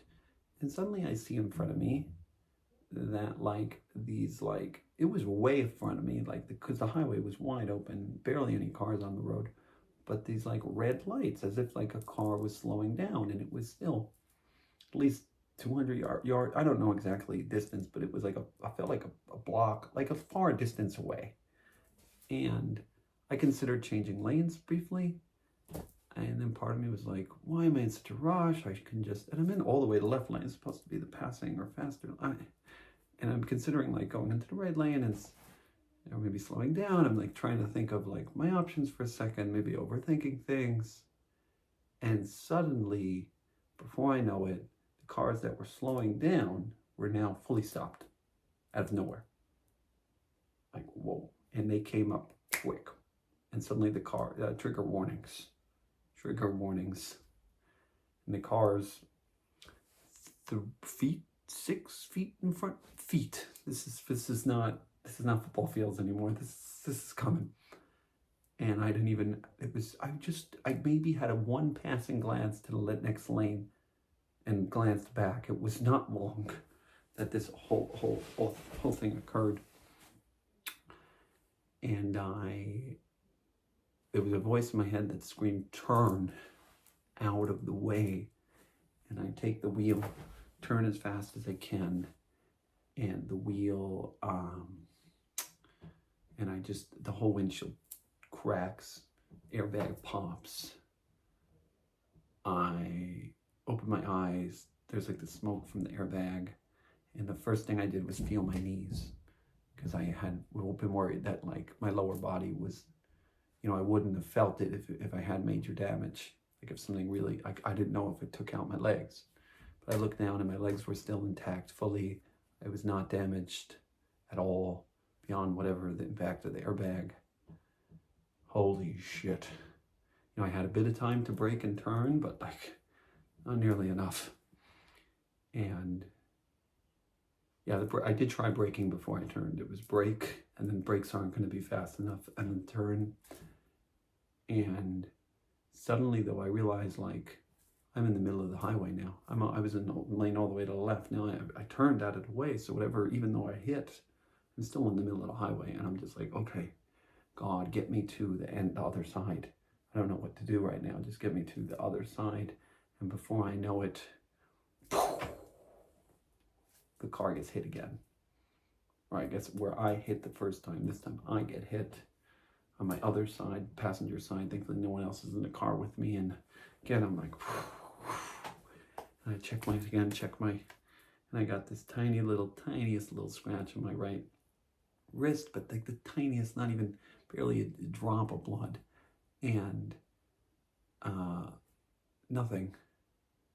Next thing I know, I'm finally crashing into the guardrail on the other side, or maybe they both happened around the same time. It was crash and then crash, and that was it. I was safe. I survived. Holy shit. I'm sitting in the car, like, panicking. Also, first thoughts, I was 20 or 30 minutes outside of the girl's apartment, like, fuck. And so God, so much there. Someone was in the second car that hit me. There was sadly an injury. It was everything was through insurance, thankfully.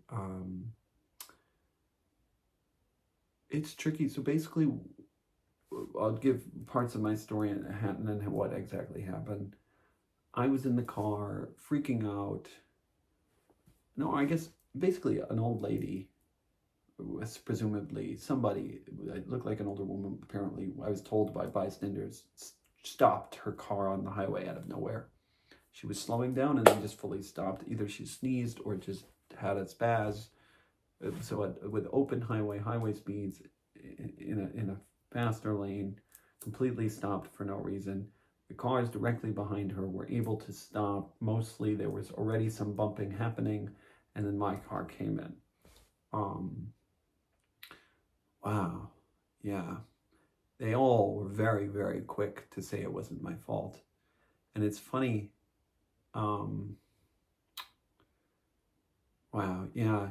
And it's funny, the night before, I was sitting with my cousin's friend who was in town for his Sabbath, and he had given over me that Robin Williams line. I was telling him some story about maybe a dynamic with my parents, and he picked up fast, and he was just like, it's not your fault. It's not your fault. It's not your fault. And I was like, whoa, why is this? What are you doing? I didn't see Good Will Hunting yet, but I had his words were in my head, right? The 24 hours later, sitting by that accident site. I think legally I took, for the insurance purposes, I ended up taking tort, but like looking like, no, I hated that that like ate me alive that I had to do that legally. Like it was covered, so it was fine. But like, I yeah. I mean, that old lady just drove away. Oh. I think I didn't put on my signal when I tried to turn to save my life. I think that's ultimately the thing. And when the car hit me, technically I was in his lane. How it works, whatever. We can talk to lawyers later about law, legal responsibility. Oh, God, it wasn't my fault. And of course, I pinned this Lotaturu on me chasing after the wrong things, and it became an inspiration for me to become more religious. It really did. Fuck. Anyway, I survived the miracle. Miracle Boy survives again. How many lives? And so I think something wanted me to survive. You know, something wants me on this journey. Maybe. I still believe it. We're getting late. All right. I'm getting there. And so, I'm in the car. I'm trying to assess that I'm still alive, but I can't get out of the car. My whole left side, I can't even see, like, the driver's side. The right side's crunched in, like, and I'm afraid to even move. But I'm fine. And someone just screams out, "Is someone alive in there? Is someone alive? I'm alive in here. What do I do?" They said, "Don't get out. Any of you, come out the trunk. Come out of the trunk." And so I opened the trunk and came out of my trunk. And it saw the damage, and God fucking damn it.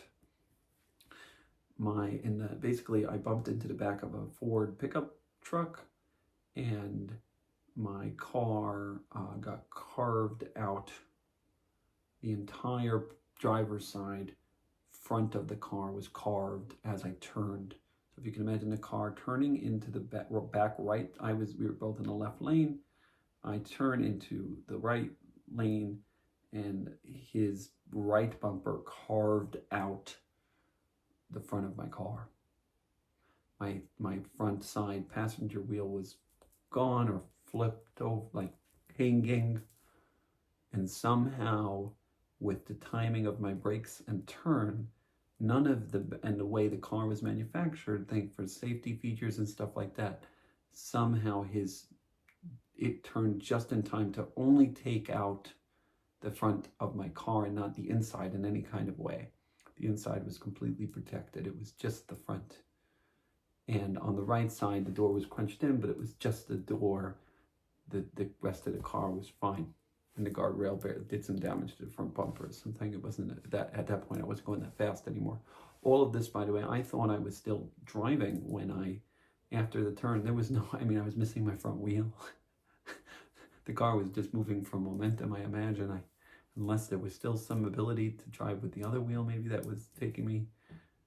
Oh my God. It was great. I mean, the feeling of being in the middle of the highway for that 1 second before I was hit again, was all that. And so in all this, shaken up, traumatized, thankfully I'm alive, like firemen show up, like they took, there was the one person who was injured, sadly, and but that was it. Yeah, everyone else was safe. Everyone was okay. His injury was relatively minor given the circumstances. And so no one was dead. Like the fireman showed up, looked at my car, and said, "Is the person who was in here in the hospital?" And I said, "No, that's me." And they said, "Well, it's your lucky day. You don't know the bodies we take out of cars that look like yours." And then they were laughing about how I had no miles on the car and how new it was.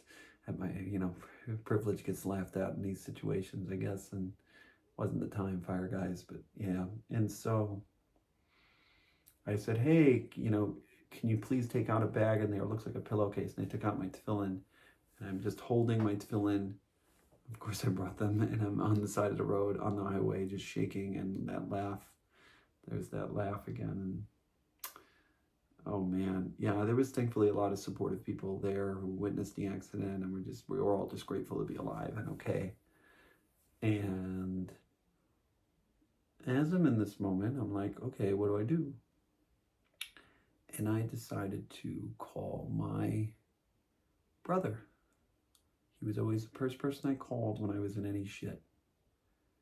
And because my parents would panic and get me in trouble. And so I said, Lou, my car's busted. I'm trying to get to Philly. I think I still want to go. I've been lonely all this time for months now, and I have this situation. I'm here anyway. This car's done. I think it's, and he starts panicking. And immediately, I don't know if my first question to him was, can I drive with a broken windshield? I was missing a tire. I don't think that was my first question. But he immediately, I think I sent him a picture. So not only did he call my parents, but I think he shared with them an image of the car, which is without my consent, without telling me he was doing it. And suddenly I have on the phone my mom. What are you doing? What is this? The night before the wedding? Blah, blah, blah, blah, blah. And imagine, I'm already in a trauma state. And now because of this, complete problematic move, I get it. It was a very big thing that he didn't maybe have space to hold, but there's other ways of communicating. And having myself contact my parents, to have him contact them without even telling me, without even asking me, was just... And so now I have a fucking panicking mother on the phone while I'm just trying to process and breathe. And she's screaming at me. Oh, I'm now remembering that I already told this story. I told this story in the Good Mother. Well, now you get to hear it twice.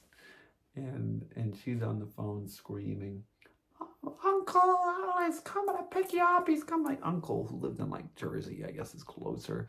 She was sending her brother to come get me. And I'm like, no, I'm an adult. I'm fine. I'm healthy. There was no damage on my body. I'm going to Philly. Whoa. Oh. And so there was some back and forth. I imagine my dad probably tried to talk some sense into me.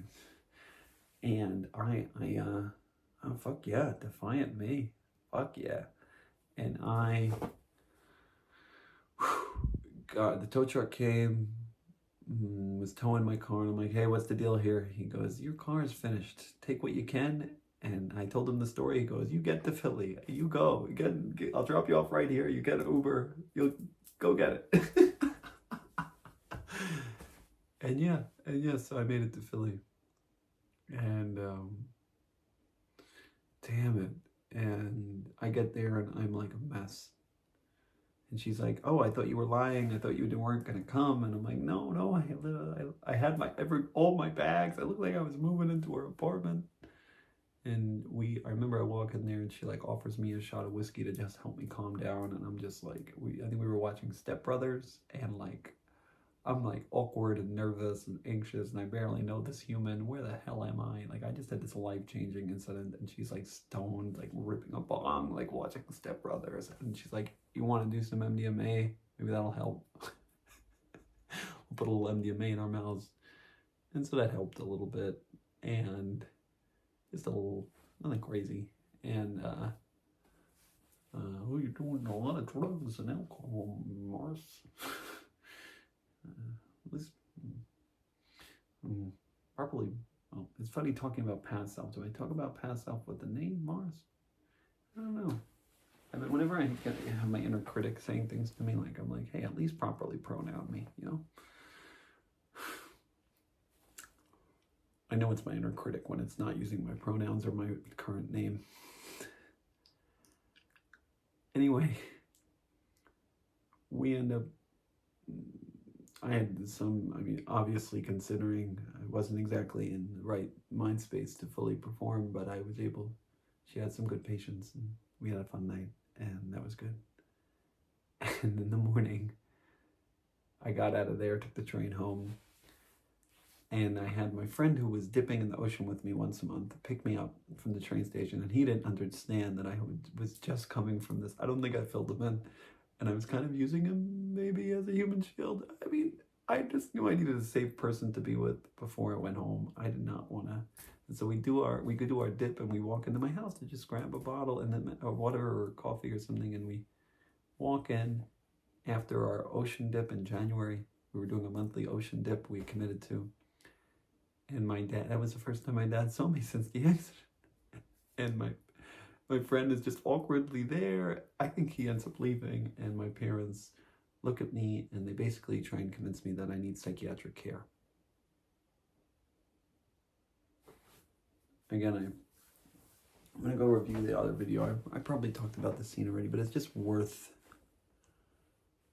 noting of just how, again, whether or not psychiatric medication could have helped me at the time, and I don't think it would have. I think it would have numbed a lot of my things, but the answer, the way of going about that they had a diagnosis and treatment already ready for me without me even showing up is so problematic, and speaks deeply not just about the problematic nature of psychiatric care today, but the problematic nature of like parents talking to doctors without the involvement of their children. And I wasn't a child. I was a 24-year-old adult in a psychology program, already in therapy, establishing, in the beginnings of establishing one of the first healthy therapeutic relationships I ever had. Again, like, would the psychiatrist have, in our 15-minute sessions, told what I've told him about my transgender feelings? I don't think so. You know, and I wasn't into medication anyway. I wasn't going. And thank the good Lord. And so, yeah. But of course, this is the funniest, and I'm not the only case where, like, I had a friend who was in a very similar situation, like, shaky. Yeah, I'm not even going to question that I was in a shaky mental health state. I certainly just experienced a lot of trauma, though. And, no question. And, okay, we can call it, you know, difficult mental health position. And we're still going to Aruba. Still gonna smile and go to Aruba, right? Because I'm in a great state to be at the heaviest, most intense dating Syrian scene of the year. It's great timing. And so, of course, I had the cousin's wedding too. People say I look like a ghost that night. I was just happy to be alive.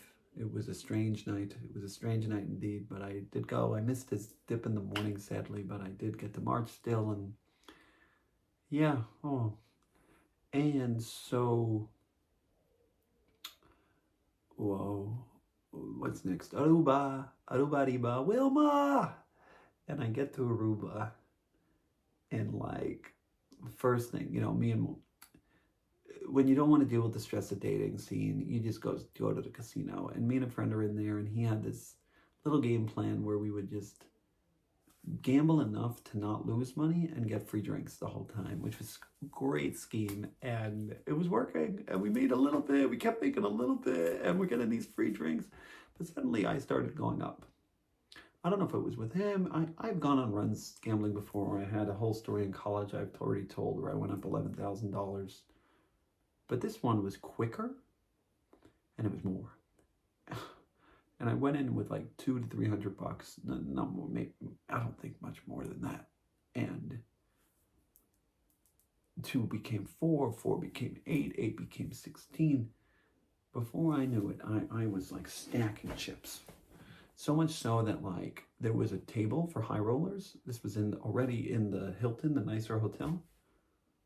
And there was a table for high rollers, and the max wasn't high enough. I was literally telling them to up the max, and I was sitting next to this rich kid, this other rich guy with a bunch of hot girls around him, and here's me like just going like this, feeling like a freaking god, and the guy's upping, the manager came and upped the max for us, and I end up, I mean, it was like silly. There's like pictures of me with the chips in my hand. I guess I had already just been, I do wonder about the relationship between trauma and gambling and just ability.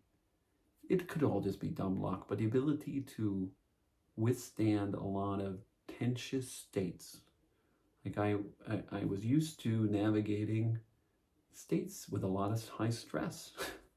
And so navigating, keeping a cool head in intense gambling states maybe sort of served me well, where I can, I had a strategy, which was always just you played it as if it was a regular hand, no matter how big it was. You played it and you ride the waves. Like if it's going well, keep betting more, and if it's going bad, take away. And it was a silly little strategy, simple, and play by your heart, not exactly by the book, especially in a one-on-one when you're not screwing anyone else over. And this was blackjack. A lot of it was one-on-one wins, and I don't try and play by my heart too much when I'm with a lot of people. You screw over the rest of the table, but blackjack. And so gambling, drugs, alcohol, sex, you're a sinner. You're a sinner.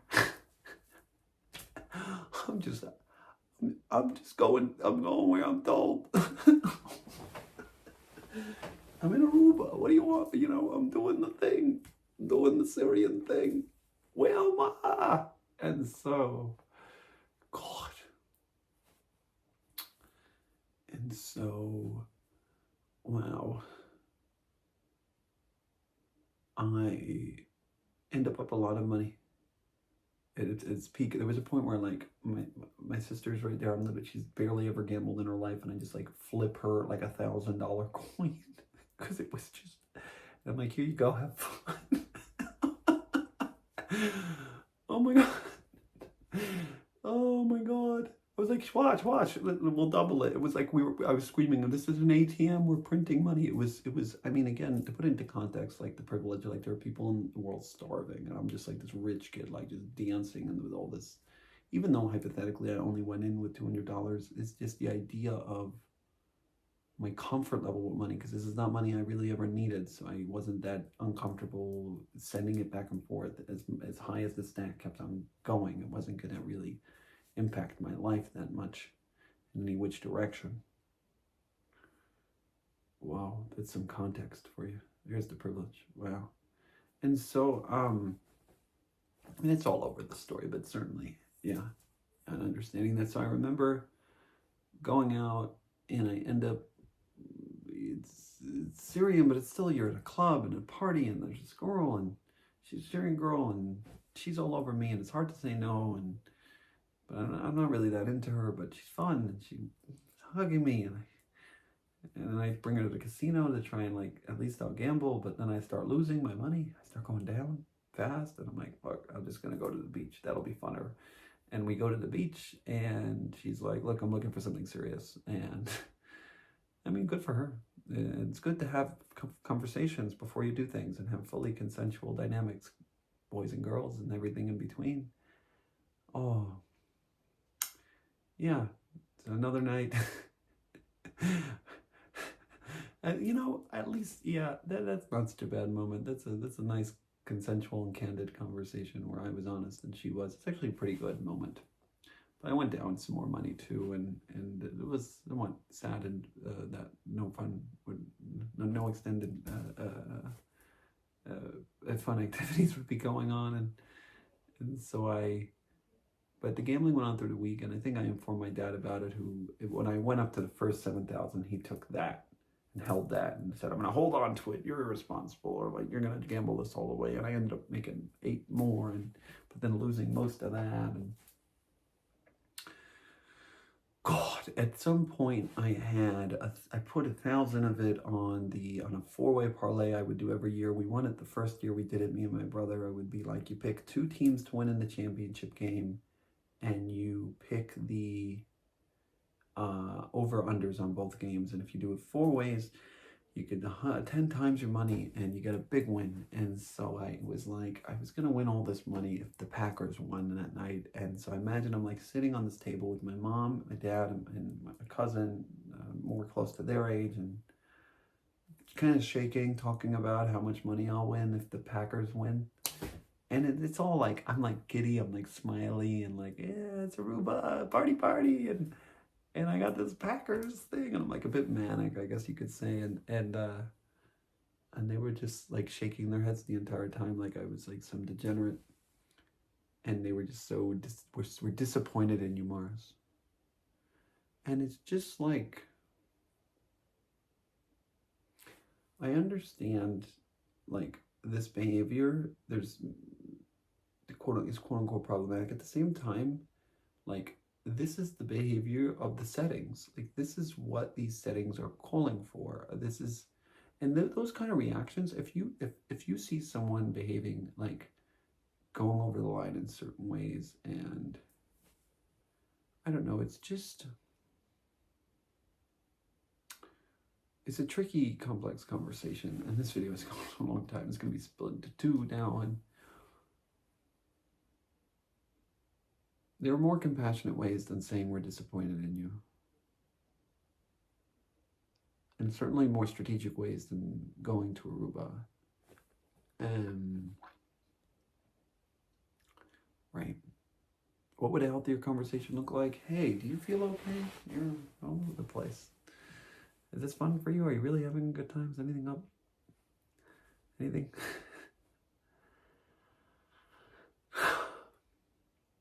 Just that would have made a difference maybe, but instead it was more of authoritarian, and it becomes this dynamic where I'm having to defend myself. No, I'm fine, you guys are crazy.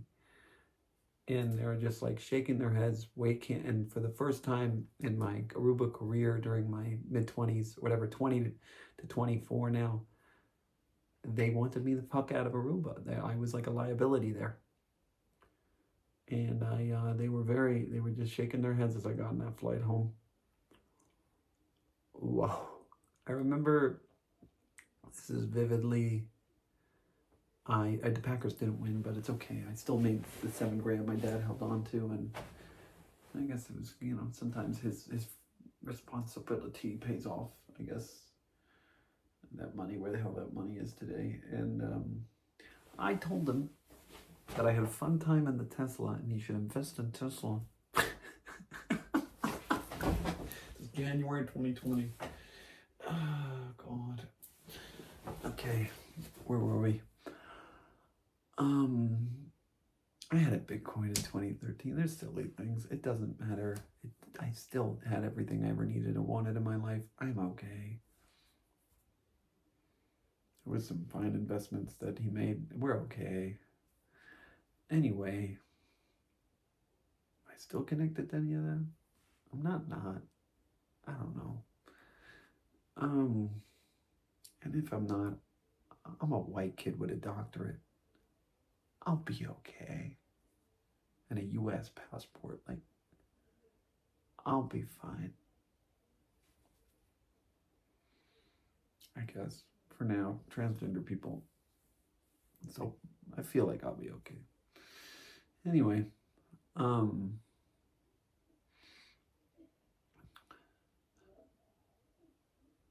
God, it is long. And so, Aruba, I remember, okay, so I'm back in school, and I'm driving like a rental Toyota, humbling, and I got this little bag of coffee to like help the smell of the car better. I don't know, it smelled bad or something, and ironically, a little foreshadow, coffee bag was a Hawaiian brand from the Big Island. Yeah, cool little, I remember when I got to the Big Island, I seeked it out. Oh, little Pele in the car, bringing me some joy on this landing. There were other foreshadowing. I went to shul and picked out a Torah to carry. It was like a really grounding, beautiful moment. Wow. Yeah. And just like, some grounding things. My parents were in Aruba, so I didn't have to really see them. I had to have my own space and just breathe. It's again very telling that I viewed not being with them as breathing and healing.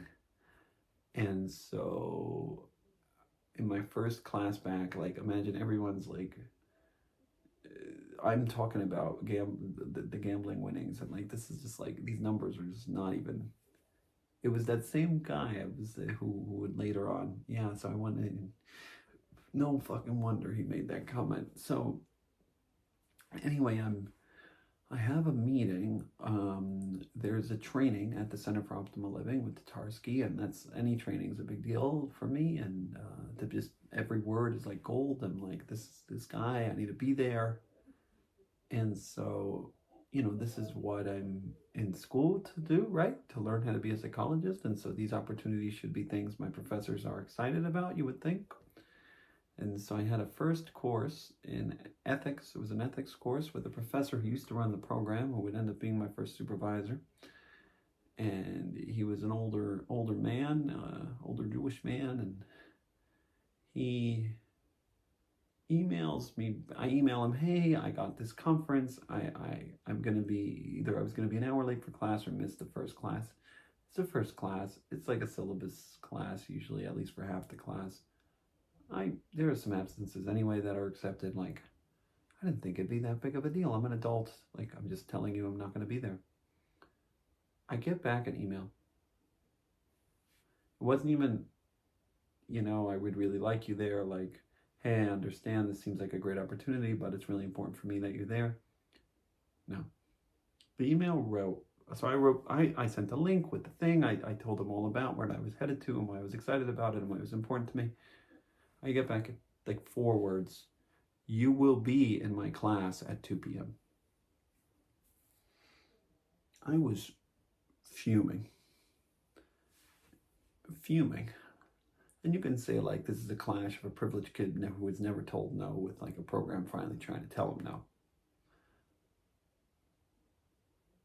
I think it was more than that, but I certainly think my sticking up for myself had something to do with coming from privilege, but this is just not how you... I was not treated this way in my other programs.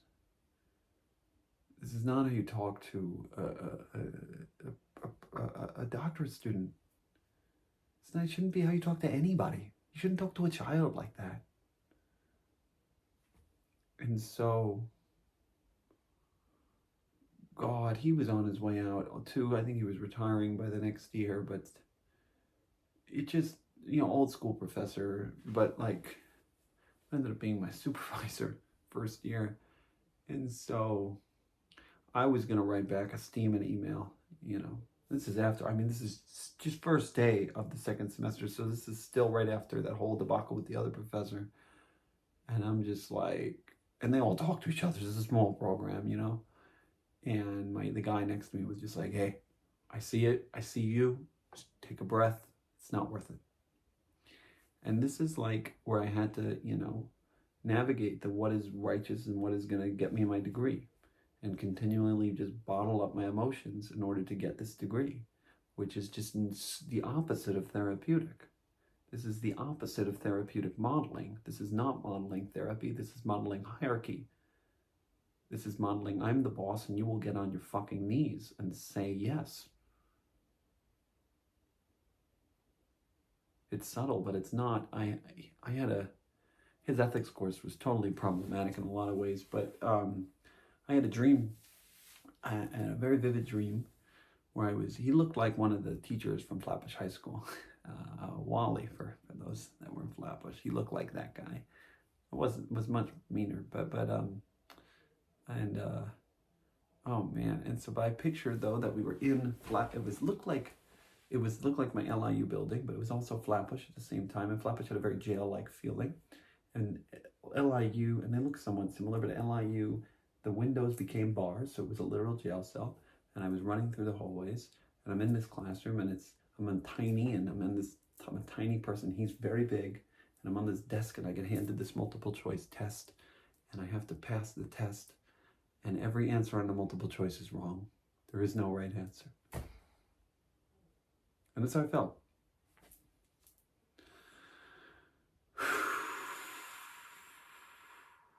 Wow. This had nothing to do with whatever. Maybe it was an outgrowth of a shaky program and where this kind of professor should have not been there at the time. But it's certainly having the trauma from childhood of being in such an authoritarian system and getting the break. NYU, we sat at a round table. It was all the same. We were equals.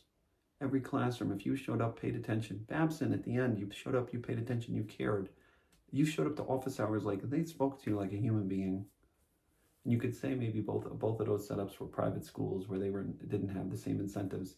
NYU was private school too, but I guess it was a little different because they held the keys for us and they had the APA accreditation, so there was a whole power hierarchy system and they weren't going to be the only culprits. All my externships, my internships, oi,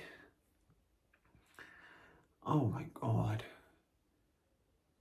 This is the real world, Morris. Get fucking used to it. You know what? It doesn't have to be and it shouldn't be. Humanity, human beings, treating people with respect and dignity, no matter what level they're at, from children to adult. It's there's a way to talk to humans. And even all beings, there's a way to treat each other.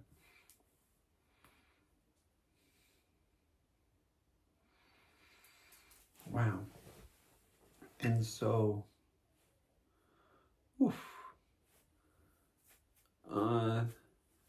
some Aruba stuff worked out. I thought a friend was into the same lady I was in. That drove me bananas. It was a whole mess. I was all upset about it, but I ended up getting a date, and that didn't work out in the end. But I do vividly remember before that date, I was in a course where we got to mock be a therapy patient, and I showed up to the professor said, "You're going to be, what do you want to be?" And I said, "Oh, I'll be someone anxious for a date." And like, of course, I picked the thing I actually am, but I'm gonna play it up. And so I get in there and I just like do this thing where I'm like, oh my God, my mom, the girl, the thing, and I'm doing this thing where I'm like, and I guess I used to do this when I was a kid, and some of it I still do, not the playing, but like the it's too much. And she caught it, and she caught the whole thing, and she's watching this, and one of the students is also trying to be the therapist of me in this situation where I'm playing up this anxious person who's going very fast, saying all these things, and she's just like, what do I do? How do I stop him? And the teacher's like, just see the cycles. He keeps cycling between the same things. Slow him down. Ask him direct questions. You got this. It was cool. And at the end, the professor looks at me. She says, well, this is one of the good ones. And she just goes, yeah, great method acting there. Yeah, you really should.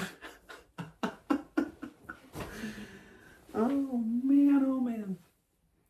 So that semester, there were a couple more things. Oh God. Super Bowl moment. Don't have to refresh it, but that was that right there. Second week of February, or first week of February. Just to recap quick, I screaming on the phone with a friend. Nobody loves you. So you could see a lot of stress was going on in my life at the time. It was very intense. And like, it's just a shame. Like, if I was in a lighter program, if I was with a therapist who was affirming and understood, like, a lot of my issues were tied to, gender identity and enmeshed dynamics and enmeshed communal dynamics, like, could a lot of this has been much smoother? Probably with a program that respected and honored me, and with a therapist that was able to call out, sure, but also with, I can't undo the parents I had. I can't undo the situation I was in. All I can do now is talk about it and look back. It's tragic, though. It is tragic on all sides. LIU had a safe zone, gay education, gay support, LGBTQ plus thing. It was mandatory, but they weren't so strict on attendance. I wasn't perfect, and I did go to one event though, and there was a moment where there was some stuff that resonated, but I wasn't ready. I mean, I was talking about it with my therapist at least, whenever, but only when it came up, and we were treating it like a fantasy urge, not as a reality.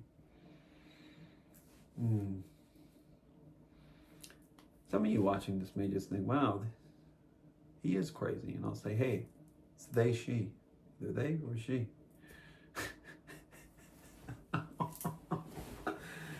And so,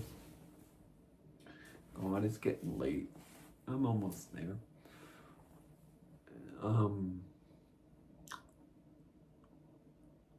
rambling. poetry, crying my eyes out. I looked at a Dr. Bronner's bottle and was inspired, so I finally started doing yoga and acupuncture. I listened to my friend from LA. It was helpful. My gut was getting better somewhat. And, just healing was helpful. I had a friend that was also just a good presence. It was a female friend that was a nice presence in my life. I wasn't sure if I was into her or not. It's interesting to have platonic friendships with people of the gender that you're attracted to. It was not something I usually had. And so things were getting better though. And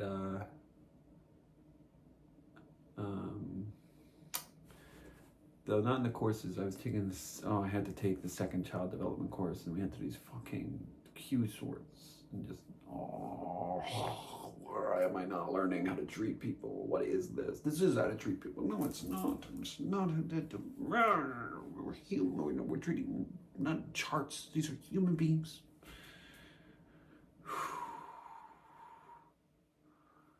There's so many problems. There's so many problems with the way we train our psychologists. And so, the problem is not that they're not fitting the system. The problem is that the system is not made for them. It's very clear. We need to change our systems, not our people.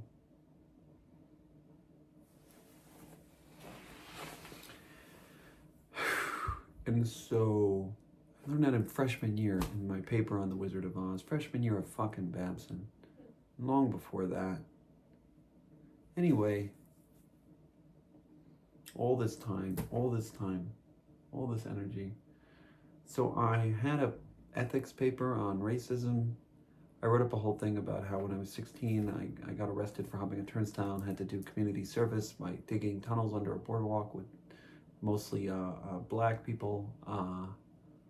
And it was interesting, and I wrote about how I had never really interacted with black people before, and this was one of the first times, and a lot of my, I just had a lot of built-in fears around them, and how, I think I used the term, and everything melted away. I might have exaggerated a bit, but I certainly, there was a lot of room for growth in my relationship with racism and understanding racism and its impacts and how it was ingrained in me, and to this day still is ingrained in me in different ways, and is ingrained in all of us in different ways, and there's a lot to say there, but just this professor, the way he went about, like he just uses childish, like I think he literally said this is naive or something like that, and like gave me like a 65 for the paper or something like that, and I reread it, like it's not that bad. It's a story. It's a hell of a story. And I can imagine he would look at this whole, set of stories. This is inappropriate, and you're inappropriate. Turn around. I'm a fucking human being. I'm just telling over what happened to me. You're inappropriate. Darvo.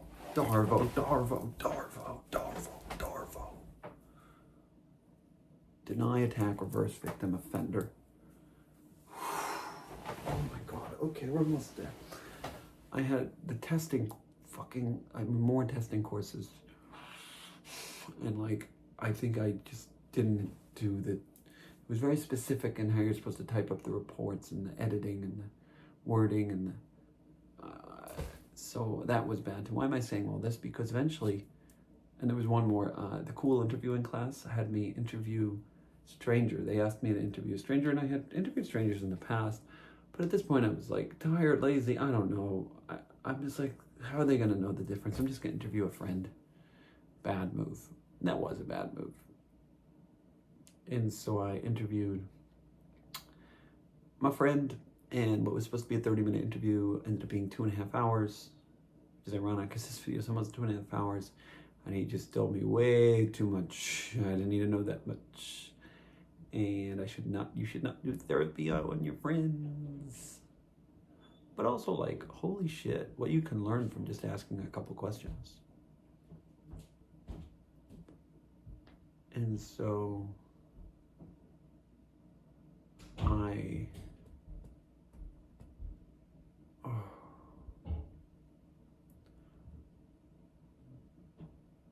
I end up, those three things would be in a large report together about how I was fucking up my, in a God, what was it called? A letter of warning from the program later on, but that don't come till May. I'm beating us to the punch, but that all happened all in the month of February. March hits, and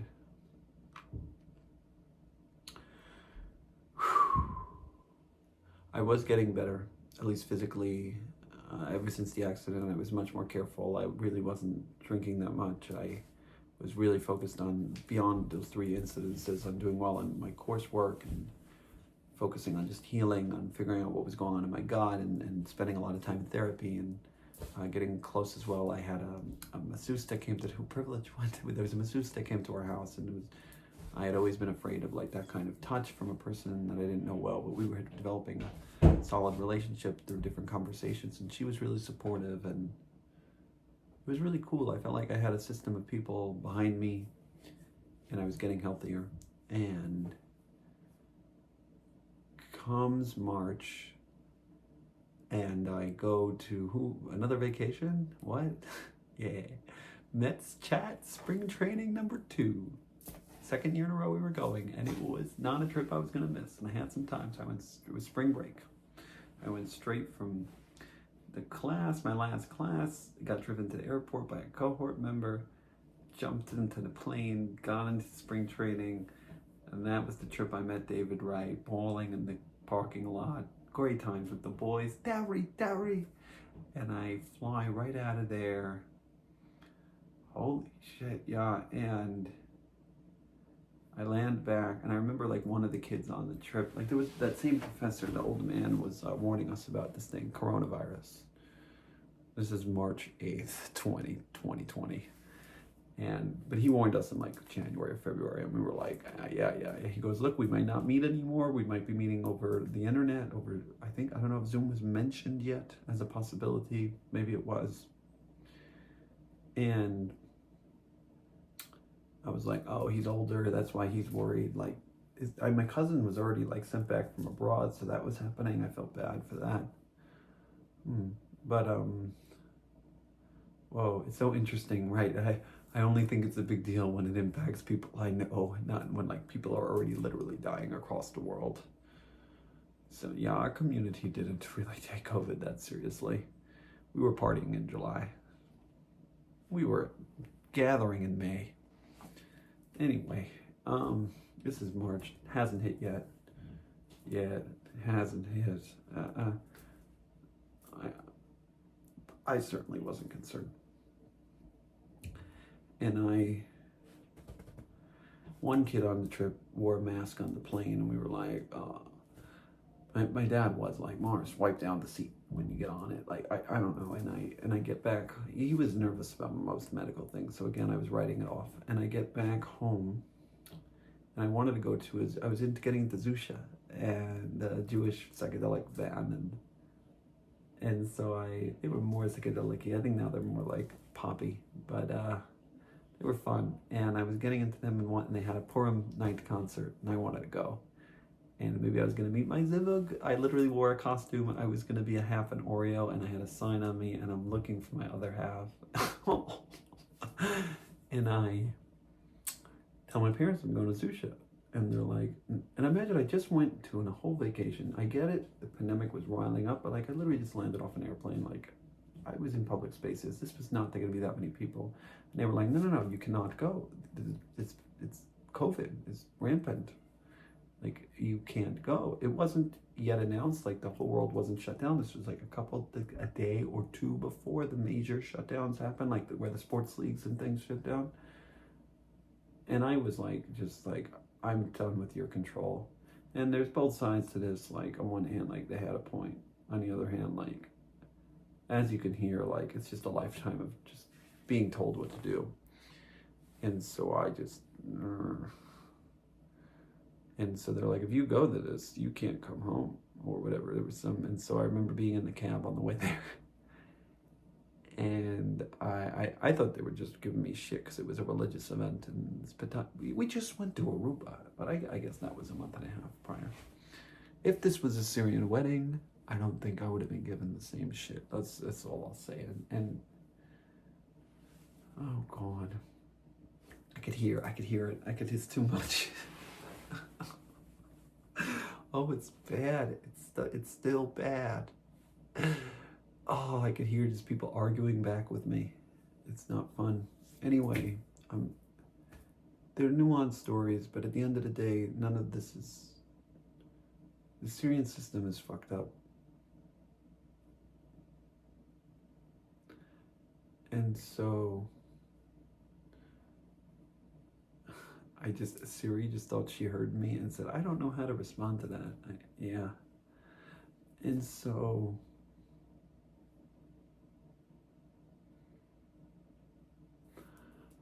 whew, oh my God, I'm gonna fall asleep. It was exhausting. I get to Zusha. I'm waiting for a friend to meet me. I end up meeting this woman in a butterfly costume. We're smoking a joint. Everything's good in life. She's going to another party, but I'm still waiting on a friend to come meet me, and I stay and wait for him by person, and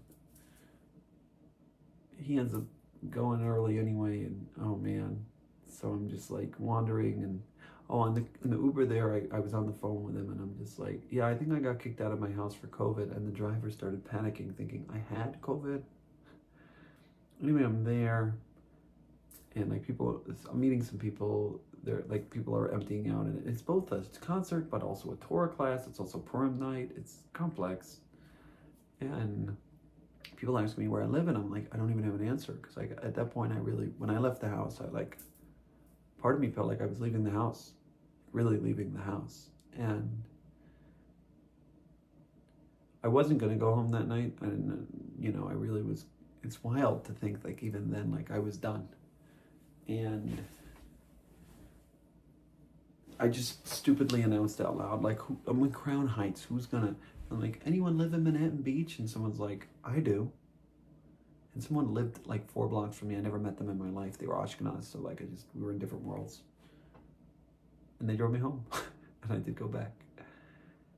And I woke up in the morning, and it was my birthday, my 25th birthday, and I got to. Oh, I'm skipping. No. There was one more night. Sorry. Woke up in the morning. It's Purim, and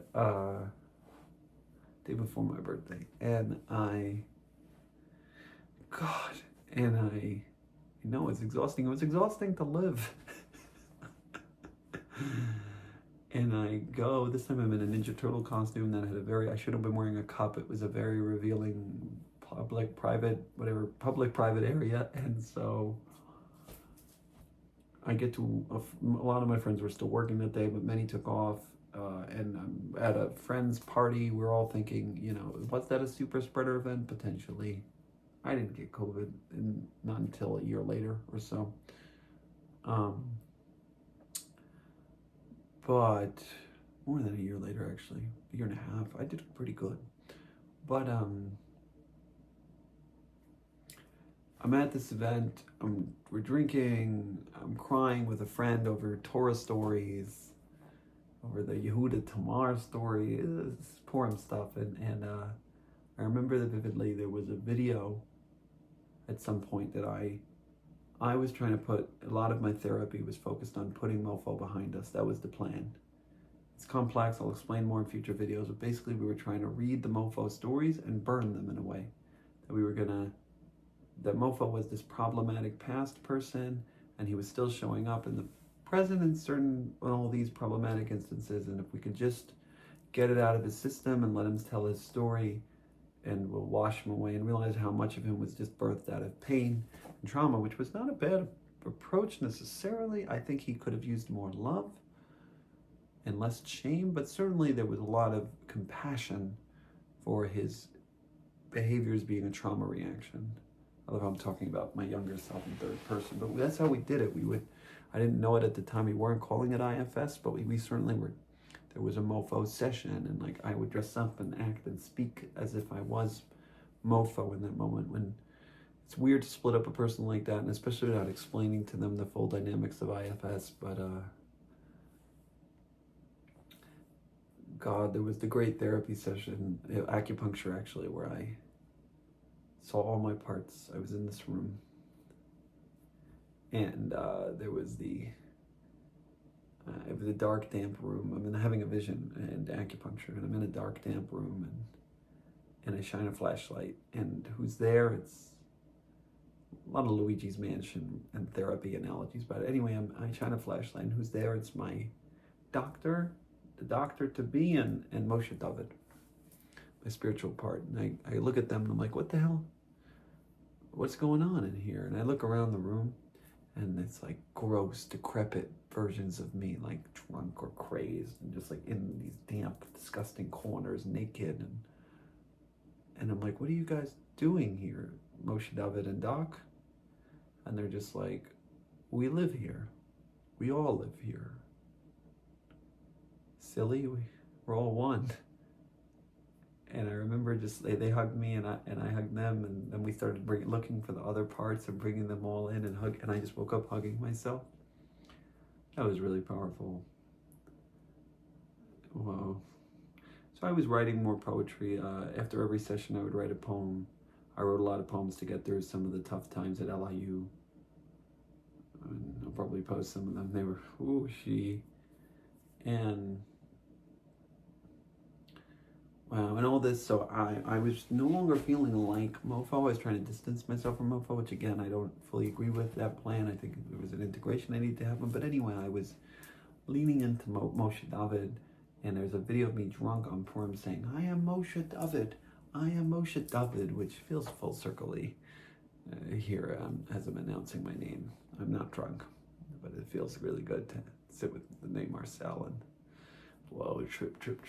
And yes, I'm drunk doing this, being Moshe David, and to all my friends. And at some point, I end up at my religious friend's. He's not so religious, but his family was, and I end up in his house. They're having a Suda. And at the Suda, I'm in this Ninja Turtle costume, which in itself is probably inappropriate. And I'm sitting in the kitchen with his mom, and randomly I bring up, like, we were talking about, like, judging people and not judging people, or, like, having compassion for people. And I'm like, it was kind of out of the blue. It certainly wasn't in the context. She wasn't talking about gay people. And I just bring up, and I'm like, yeah, it's like how we should have compassion for people who want to be gay and are holding it back for religious reasons, how those people are really like tzaddiks, like we should really think of them very highly. And she just gave me this turned head strange look. Because, I mean, God, I was giving over the religious approach. And it wasn't necessarily gayness, but there's certainly a lot of queerness and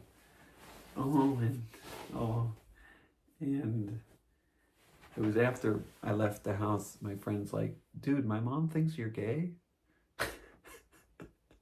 And I again have to do the whole, laughing it off thing. And we went to Manhattan Beach together, me and my friend. And we passed by my house, and there was no way I was going inside my house. I was still in this fight back and forth, and I'm getting these texts from my family to come home they're doing a surprise birthday thing for me. And I'm just like, without telling me, we were literally fighting last night. I have no interest in coming back right now. I'm wasted. I'm not in the right head to be even around you guys. And so I go to the beach with this friend, blocks from my house. It was so weird. I walked right by my house like in a dream state and didn't walk in. We go to the beach. And we're on the beach, and I remember I tried to hold his hand. A different friend of mine had tried to desensitize me to hand holding, to tell me that it's not that gay, and that it's actually just a way of showing friendship, and that could be really kind for two men to hold hands. And we had held hands in a park just as like a social experiment, and it was wild to see who stared, how we felt, how it was cool. And so I wanted to do this with this person, but this person was more in the Syrian world and looked at me like I was bananas, and if his mom was right. I'm like, all right, fuck you, you don't want to hold my hand, you don't have to. I wasn't making any kind of moves. I was just trying. Anyway, this all seems like a dream, but this was real. In Manhattan Beach, there's really not. There's the people, but like there's not chassids who just hang out in Manhattan Beach. And out of nowhere, 8 chassids show up on the beach. It's literally an empty beach. It's March, and it's me and this friend and 8 chassids. And they just, I don't know, they're not even, I thought they're doing mikvah, they're just standing there. And I literally go up to them and we just start talking and we start dancing. And I'm just dancing with these chassids on the beach. And I'm like, we came here for you. Anyway, my parents are still texting me. I'm like, Dad, I'm not coming home. And he's just like, stop with the fucking bullshit. Oh my God. Oh my God. That's not how you talk to someone. Oh, stop with the bullshit. And that friend no longer was ready to hang out with me that day, but someone else, I guess he thought I was gay or something. But somebody else in the city was that platonic like friend I had, the female friend, we were in a 3-way friendship, the 3 of us, and I was mentioning like I might be into her, and he was like, don't do it, dude, don't do it, dude, don't do it. And I went to the city to meet up, and we were looking for a porn party and couldn't figure out what to do, and I said, fuck it, I'm just gonna, and I leaned in. And consent and conversations are important to have, folks. And she just dodged. And I'm like, I'm sorry, we can talk about it. You know, I'm open to talking about it like humans. And she's just like, no, I don't. It never happened. Okay. Oh God, this is a messy day. And so I end up going to Chabad, and she gets a ride home. She gets out of there. I'm just sitting at this Chabad with the Chabad rabbi by a bonfire alone. I had been there the year before. It was a whole huge party, but I was late. And it was just me and the rabbi by a bonfire. And that's where I'll end. Me and the rabbi by a bonfire. It's March 10th, 2020. Thanks for listening. See you in the next one.